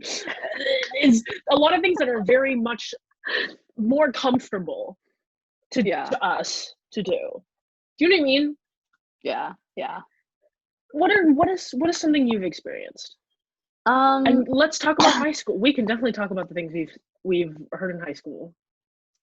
Or school in general. I don't really care. Well, okay, so like when I went to like a different country, or like, okay, so when we went to Greece, it was like me and my family, and like I think there was like another Asian family, and we were in that famous Blue Church's place, and we were like taking pictures. There was like a big line, and it was our turn because like we got to the front of the line to take pictures, and basically someone from the end of the line shouted like, get out of this country, like go back to your own country, blah, blah, blah. But that person in the line was also a tourist. So that, and like in that moment, like, and this was when I was in summer of grade 12, I think. And yeah, summer after grade 12.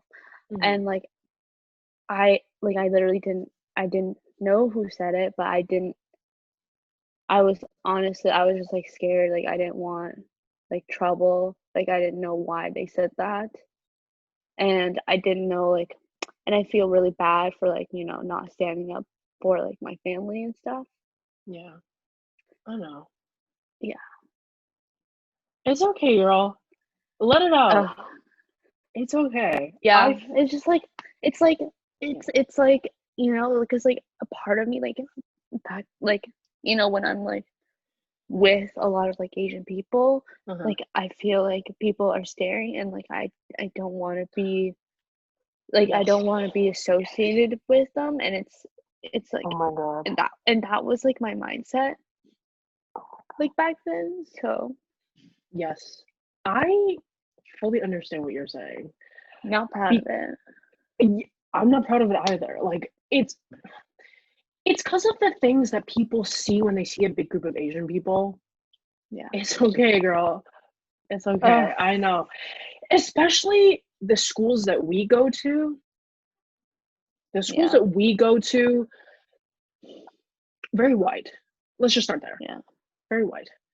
And sometimes I don't like hanging out in big groups of Asian people because I don't want them to associate with me that I'm an international student.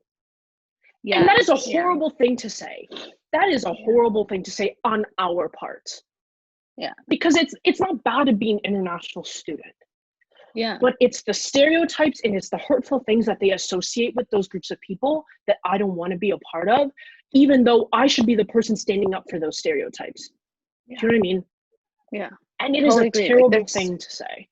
Yeah. I feel like there's such a big like hate towards international students. Especially Asian international students. Yeah, because that's mainly like where they come from, right? Yeah. I don't know. It's the thing that sticks out. They are the thing that sticks out. Yeah. Very stuck out. When you, in terms of like our society, our culture, like let's just say white people culture. But it's for us, it's like a natural human instinct to point out and not like the things that stand out. Yeah. And And that's a problem. my dad literally was like, like I don't like being in like those big groups either. Like Chinese people are rude and like they don't have manners. And I'm like, why do you like why your own culture? Like why do you think like that?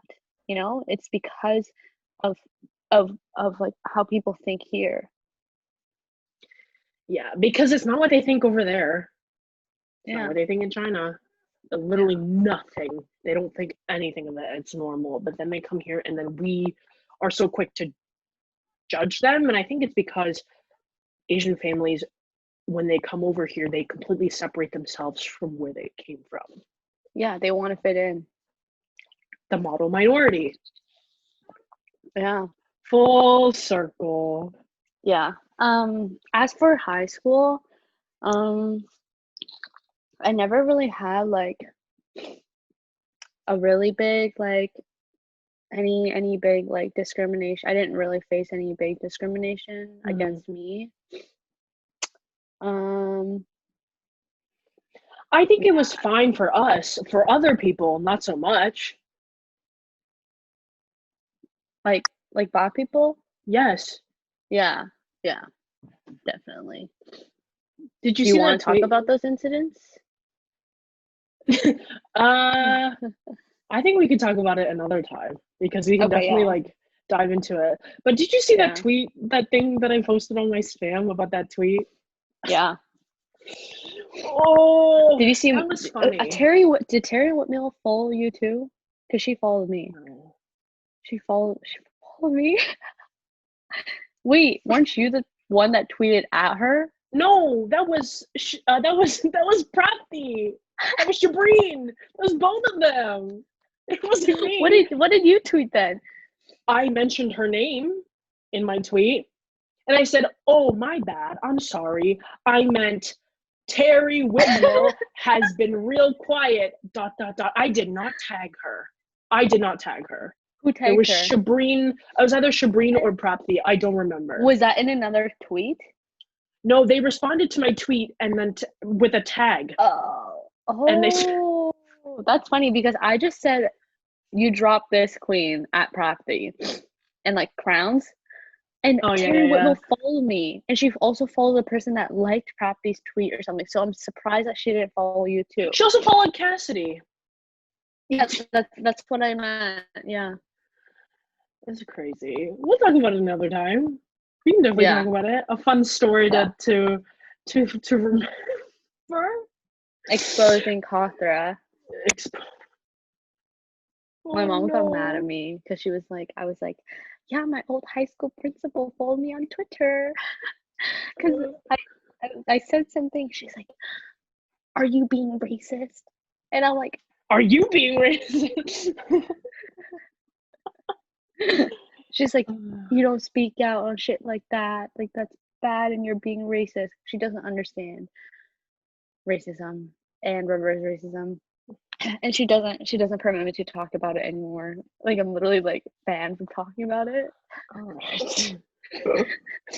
Yikes. I think because of what is happening, because me and my family, we watch CNN every night because it's where they are the news station every night. Yes.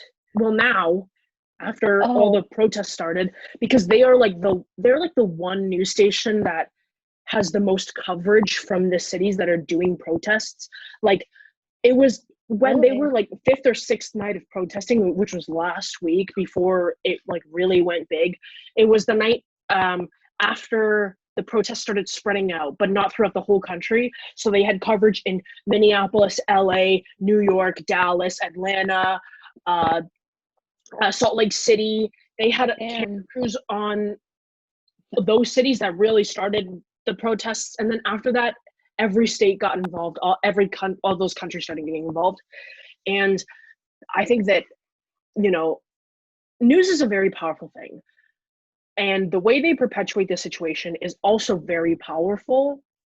It's very important the way they portray the situation, but like, I think for them it has opened their eyes.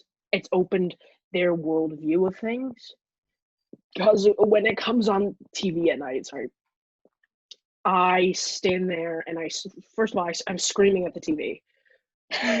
Because they always put Trump on there. It's always a clip of him at a press conference.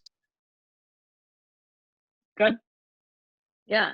Okay. It's always a picture of him at a press conference, or that clip of him holding the Bible and he's like this.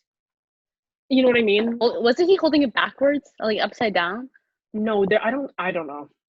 But I hate that photo. Like, I hate that photo too.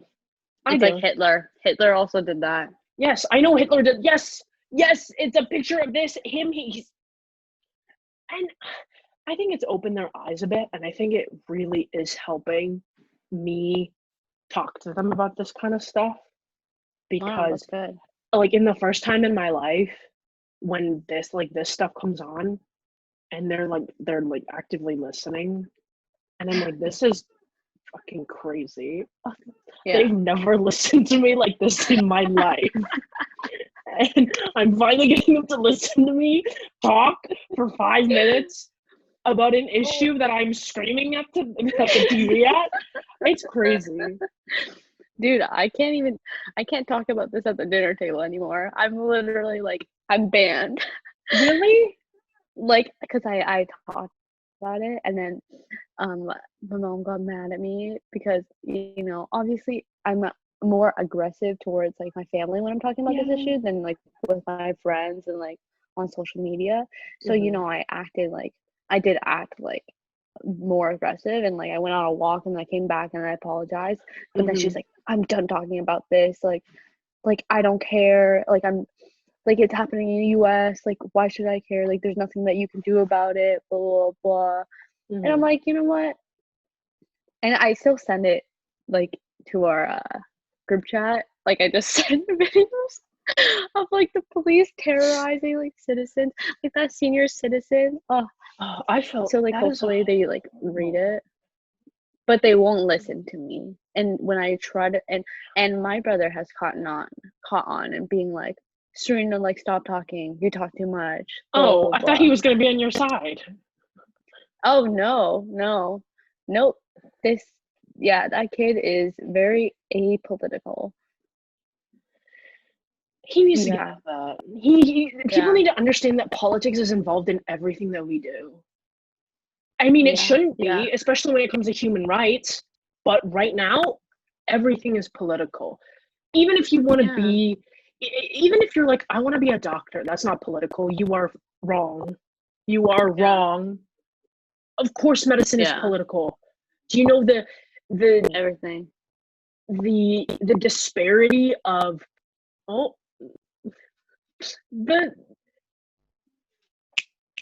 I'm here. Okay, no, because my sound kept cutting out. I don't know why, but it's like everything is political. Do you know the disparities of Black communities?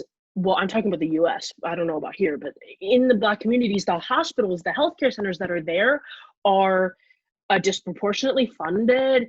A lot of people in those neighborhoods can't afford like big surgeries, big treatments. It's very difficult. Everything, and people are like, oh, why is everything about race? Because that's it's everything is based on race, because that's how history was formed and how people got rich and how the systems are formed today. Was based on race, so it is still based on race today. Even the food you buy at the grocery store is based on race. Wait, why? I don't know. That's a bad example. I think that's a bad example. That's a bad example. Okay, so I do want to move the conversation a little bit. Yeah. Wait. I need to go to the bathroom, so I'll be right back. Oh my god. Serena! I drink a lot of water. I'll edit it. I can edit it. I can just like cut out like pizza parts out. Am I gonna hear you peeing? Oh my god. Okay, well, while Serena goes to the bathroom, I'm just gonna entertain you for a little bit. How's everybody doing? This is a nice little check-in from me, yours truly, and also on behalf of Serena while she goes to piss. Um, you know, people are saying that the world is in a mess. But I think that the world has been in a mess for a very long time, and we just have the privilege of not seeing it. So,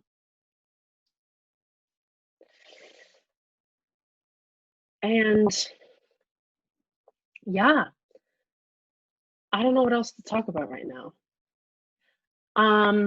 Oh, also disclaimer, I don't know if some of the things we say are factual or if they make sense. But this is just something that myself and Serena wanted to do for because we're bored and we wanted something to do. And also I apologize in advance, or not in advance. My internet connection is unstable. Oh, okay, we're back.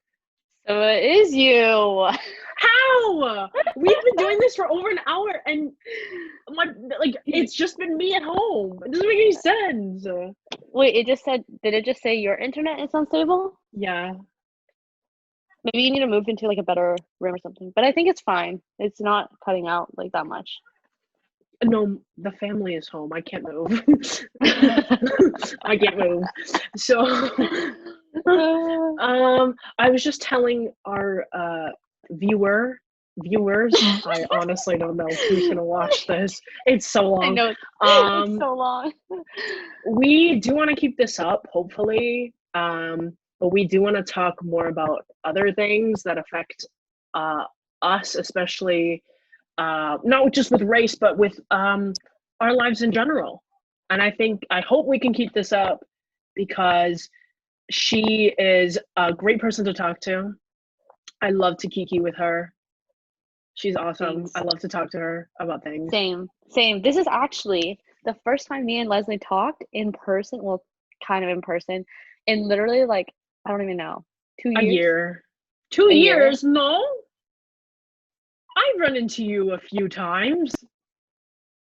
I think like the last time I saw you was like when me like picking up my assassin's money. Let's not bring that up. We made a lot of mistakes in our lives, and sometimes I just want to forget them. You should make that account public. I don't remember the password. Oh. SMH. I might as well I don't know. Okay, let's move on. Okay. So I want to talk about the things that we've done. I guess not like when I say things we've done, I think that it's like things that we've neglected, things that we haven't been aware of that we've done, or things like not like an example is like not standing up for when somebody says the N-word, which is something I've done. Because me too. And also like things when people say shit about us that like desensitized like reaction to something, like, oh, your eyes are small. I'm like, okay, yeah, cool. And you have a horrible palate. Who eats chicken with salt? Just salt. Dry, bland chicken with salt. Yeah. Okay, well, I can go first. So well, like I said the N-word once in my life, my whole life, and it was like the first and like I guess the last time I said it, and it was in my grade 9 English class when we were reading out loud To Kill a Mockingbird, and like it was my turn to read, and I said the N-word because it was in the book. But we were in the same class. Yeah. Oh my god. Really? And I think so. Unless I I think we didn't. were in the same grade 10 English class, right? I don't know. I don't really remember who was in that class, but basically, I think I said it because I was never obviously because I was I well I said that word because like I didn't know it was a bad word and I didn't like no one ever taught me that saying that was wrong. Like my Mhm, parents never told me that and like the school has never told me that. And mhm, even after I said it, like no one told me that no one said anything. mhm, So it was just very so I think like I was like doing some reflecting and I was like, "Oh, I think I said that word once in my life." mhm, But then again, I could be totally wrong and I could have mhm. not said it. You know what I mean? Yeah. I feel like I don't even remember at this point. And the second thing that I've done, well, actually there's three things. The second thing I've done is in grade 12 and I wrote an Mhm. essay based on this book and I did not agree with my essay. I just needed like points. I just Okay. made a thesis and I thought that like it had nothing to do with the real world. Um and I realized now like what I wrote was like, you know, it was it was a bad interpretation of like what the author meant, Mhm, especially the author being like a black woman. mhm, I don't even remember what my thesis was about, but I remember it was weird and it was like it was about how like oh I think I was trying to say that the people in the book was like they couldn't escape slavery because in their minds they were also like trapped, you know? So it was like also a mhm, mental thing. And that's basically what I was trying to say and I didn't agree with it at all, but I had mhm, already made my thesis and I just like wrote it. Um and like I was like and I didn't realize how that must have like sounded, especially my English teacher was black and I respected her a lot. mhm, And so like I was just like obviously I got a bad mark on it because it was like it doesn't relate to real life at all and it's not what the author meant at all, you know, mhm, considering like our history. So that was the second thing. And even though that was in grade 12, I've learned so much since then and like mhm. learned like what the fuck like I don't know, like it's just crazy that even though that was Yeah. like 2 years ago, you could still learn a lot. Mhm, Um, third thing is like, you know, just at party when people say the N word, like I don't always like call them out on it. mhm, I've called out some people on it and being like, hey, like you should say that, but those are people that like either I'm comfortable say like calling them out. But for people that like I don't know too well, I guess like I'm not comfortable with calling them out, which is a problem, and mhm, it shows like my privilege. mhm, You know what I mean? mhm, So that's something I'm working on, and mhm. obviously I know the history now, so like I know not to write essays Yeah, about that yeah, because it's like it's just so problematic, and yeah. yeah can't believe I wrote that, but I was uneducated. Mm, yes. Yeah. What about you? Um, I have said the N-word in middle school. It was in Uh-huh. middle school, and the one instance I remember very vividly was I was hanging out with a friend at the mall. You know the mall. It was at Yeah. the Walmart. It's always in the Walmart. And like we bumped into our like mutual friends who were like hanging out with each other, and one person approached me and used that word as a term of endearment even though they were not black, and I responded back saying the same thing.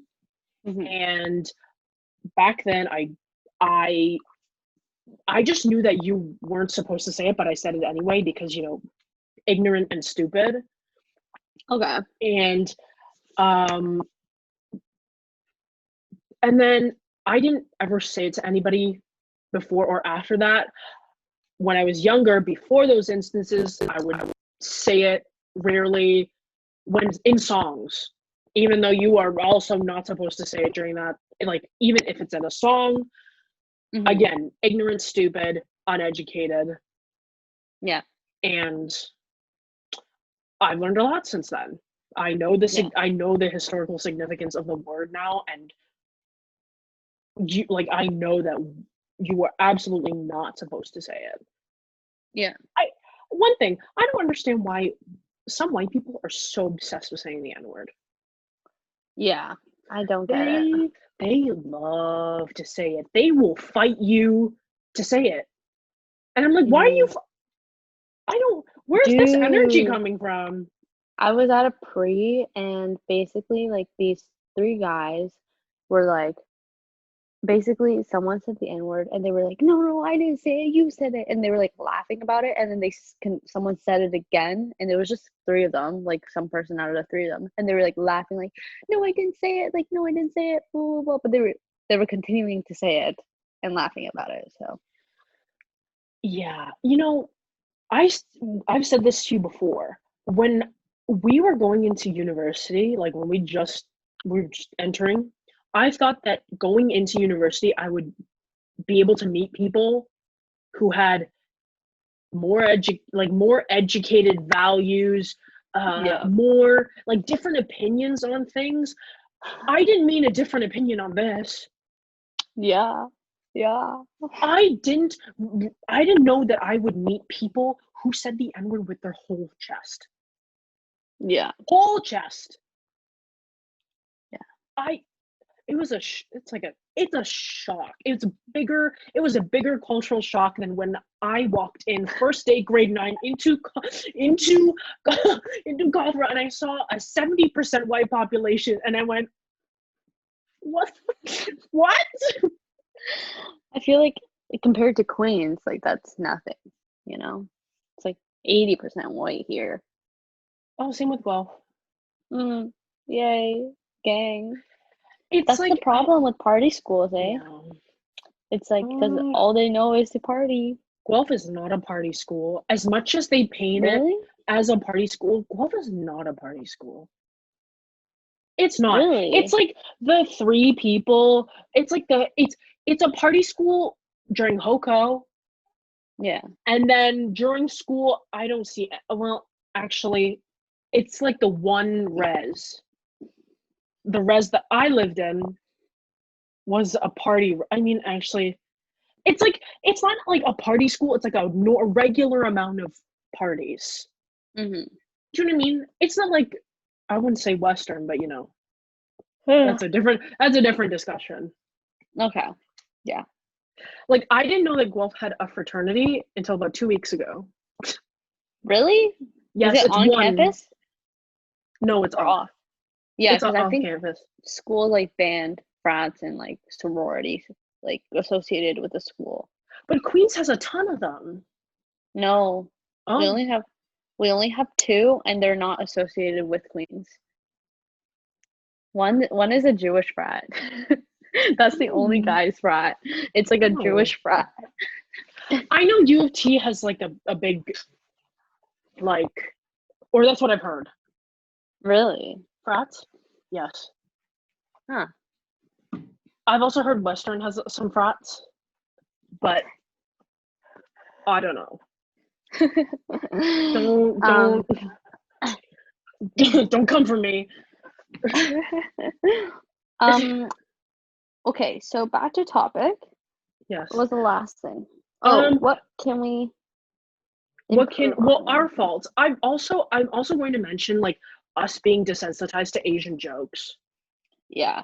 Because it's like also the term and not standing up for our own culture. Not standing up for our own culture.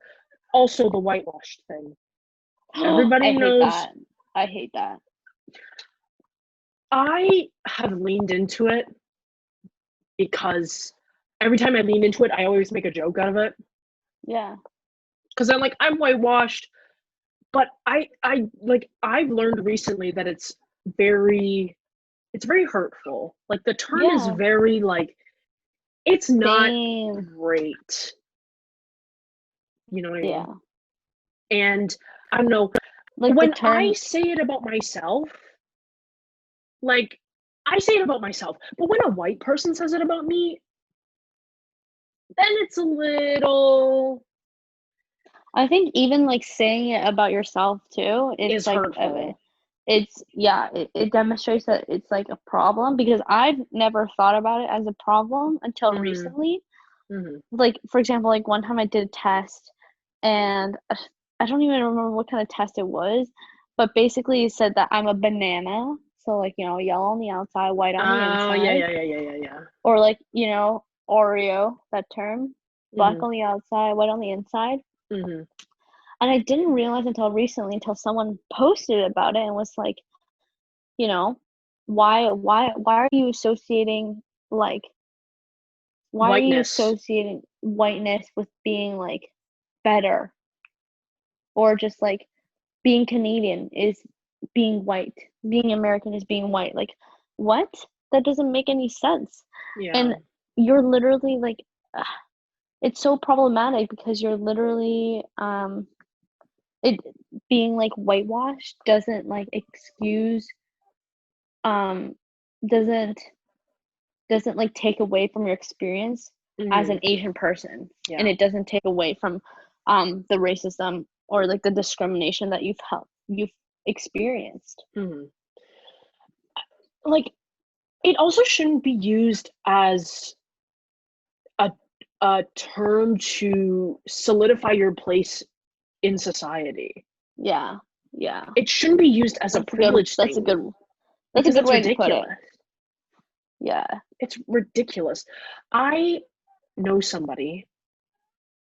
I'm not gonna say their name because I don't think I'm just not gonna say it because I don't want to. I don't want anything to happen. But I know I should, but I'm not going to. Um, they sometimes well, not sometimes, it's actually very often. They call me whitewashed. They didn't call me whitewashed until I brought the term up to them.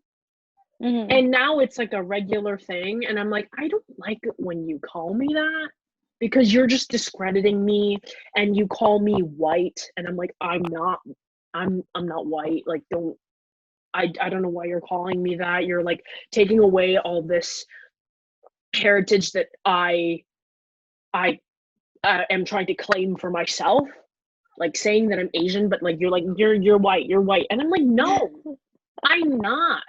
Yeah, I'm it's like, like, are you only hanging out with me because I'm whitewashed?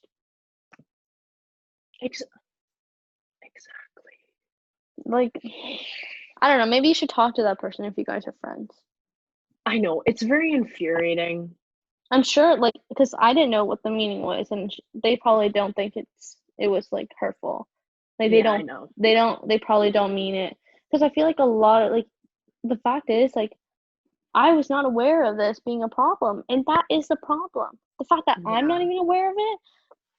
Imagine white people; they would definitely not be aware of it. I know. Yeah, So, like, I feel like a lot of times, like, it's it's not our jobs, but like we can like tell them so that they can we can understand. definitely help the situation because Yeah. we can A lot use of them are just our not aware. yeah, we can use our privilege in the community of POCs and Black and Indigenous people because we have that to educate white Mhm. people. I know it's not our job, but we can definitely help Yeah. push them in the right direction. Because I feel like it's tiring. Like black people shouldn't have to do the explaining.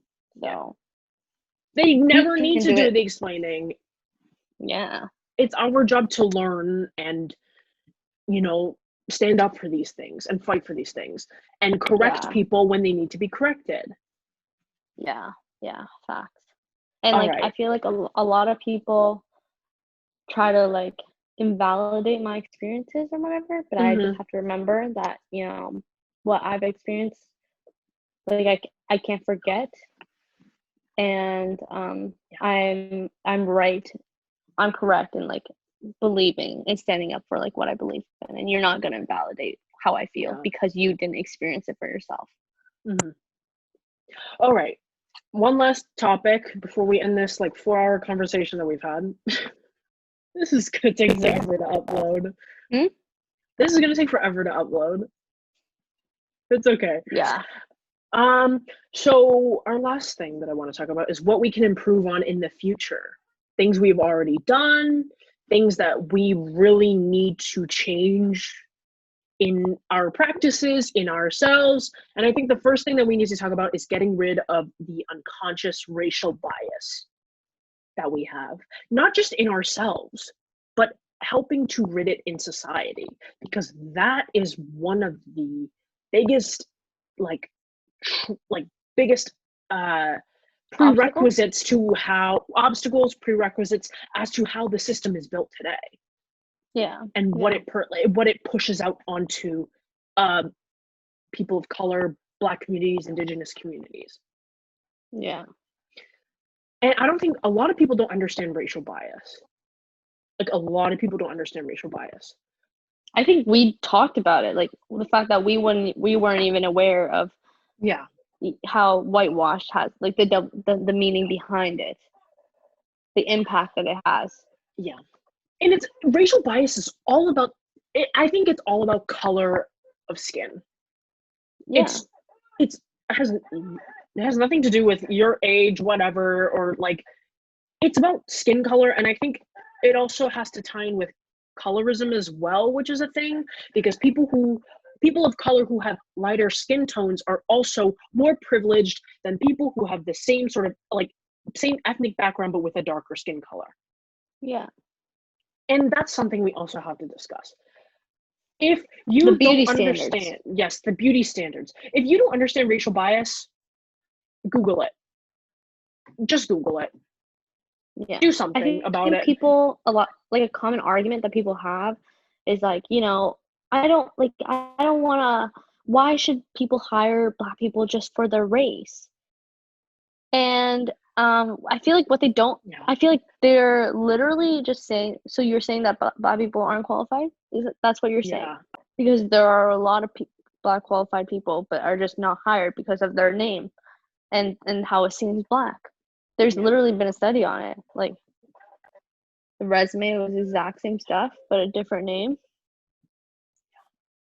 And also the baby doll experiment. Have you seen that one? Yes.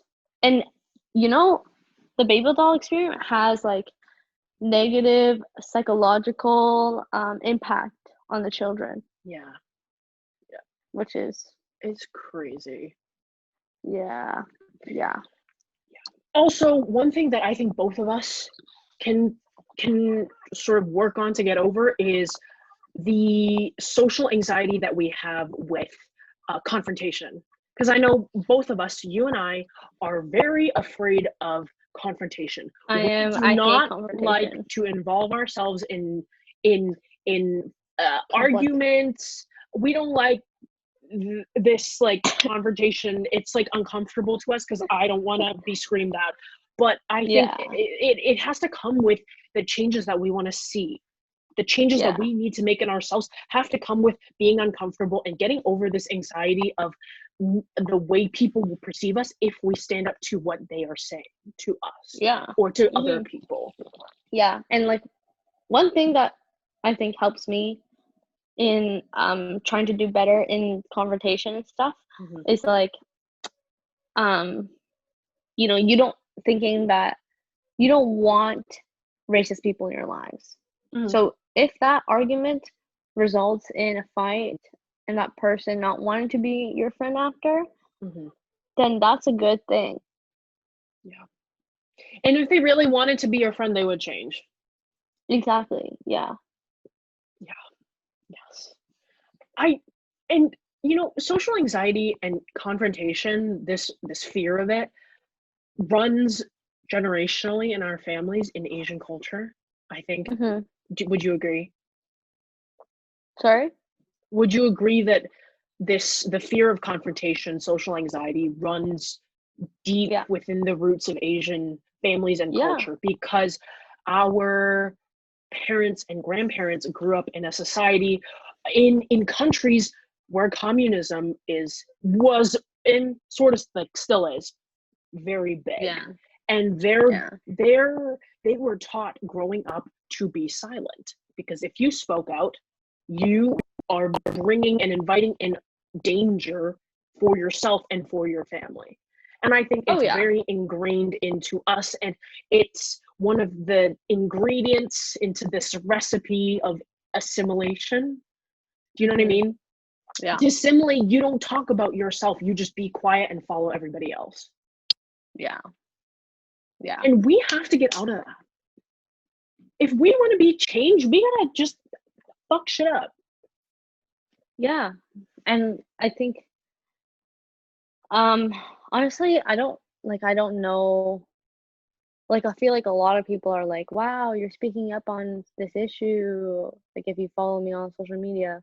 Mhm. And I don't understand where this fear of like speaking up on social media comes from. Like I don't feel it. I don't feel it at all.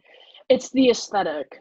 People want to keep an aesthetic, and people don't want to be annoying to their followers by talking about something that's controversial or like messing up with their, pink theme on their page. But like, it's I like don't even that's think it's sort of the controversial thing. though. I don't think it's controversial. Well, And for that's for why people like with big followings, like celebrities who mm, like are yeah. free to speak up. I'm not talking about every celebrity, because there's a lot of celebrities that have come out and spoken up about this issue. But people Yeah. like, I'll just say it, the Kardashians, you are all you literally have black children. Why aren't you Yeah. talking more about this? Yeah. I mean, yes, your black children are have the privilege of money and fame, and that is, I will say it, money and fame is sort of a protector, Yeah. especially if you have a white parent, because they have white parents. All those kids have white parents. Kim Yeah. Kardashian is white. Her mom's white. Kris Jenner is white. Their dad Their was Persian or whatever. I yeah, don't their kid remember. is probably gonna be light skinned. Yeah, and like Kylie Jenner, she's white. She's white, and she's a black baby. Why isn't she talking about this? Well, I your think they sister's gonna released talk about it? I think they released a statement, but it's definitely not enough. No. I don't think it was a statement. I think it was that story about how Kanye donated like $3 million to some funds, and then he was out protesting in Chicago. Yeah. Yeah. That's it, I think. I don't know about the other part of the family. Yeah, they like all like posted something, but I remember there was like backlash into what they posted. Yeah. Well, it was because people were yelling at Kylie for like not speaking up when she is a billionaire now. Technically, she's a Mhm. billionaire. You have so much money, you have black children, you have black nieces and nephews. Why aren't you speaking out about an issue that is affecting your kid and your Yeah. family members? And then people, and then she came out and she was like, why are you talking about my money? Don't come for the wealth that I have. I'm like, and then she's like, I'm not that problematic, stuff like that. And then people were like, tell your sister to Oh. go get that fucking Pepsi. Oh. Yeah. They're gonna realize sooner or later that they're gonna have to give their kid like, the talk that you can't do certain things that other people can do because of your skin color. That's true, but I think that it's a little, I don't know.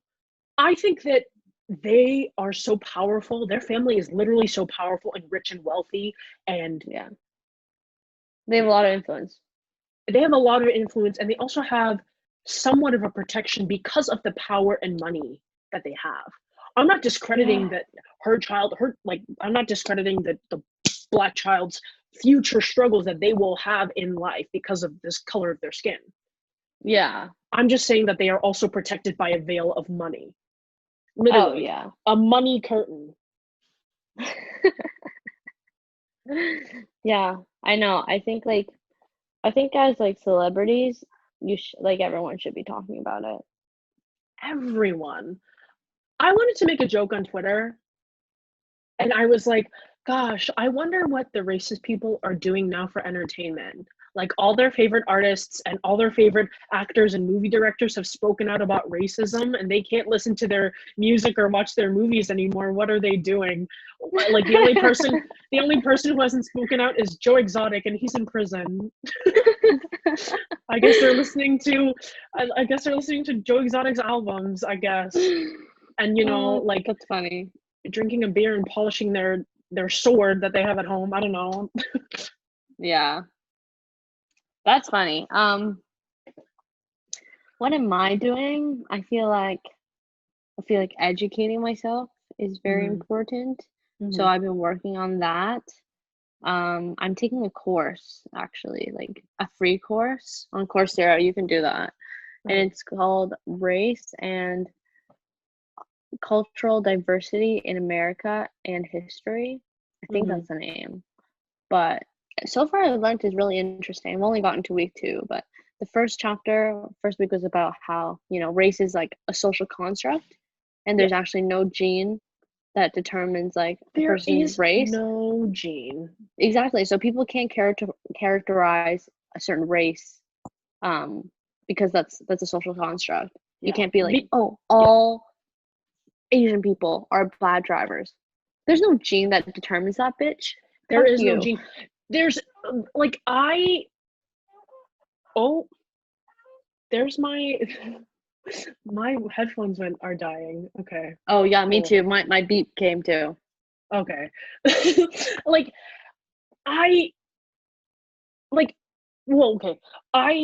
in my program, I took 3 biology courses, and one of the courses talked about how race is a social construct, and there's the only thing that differentiates us as humans is the gene that determines how much melanin is in our skin, because that's what race is. There's no such thing.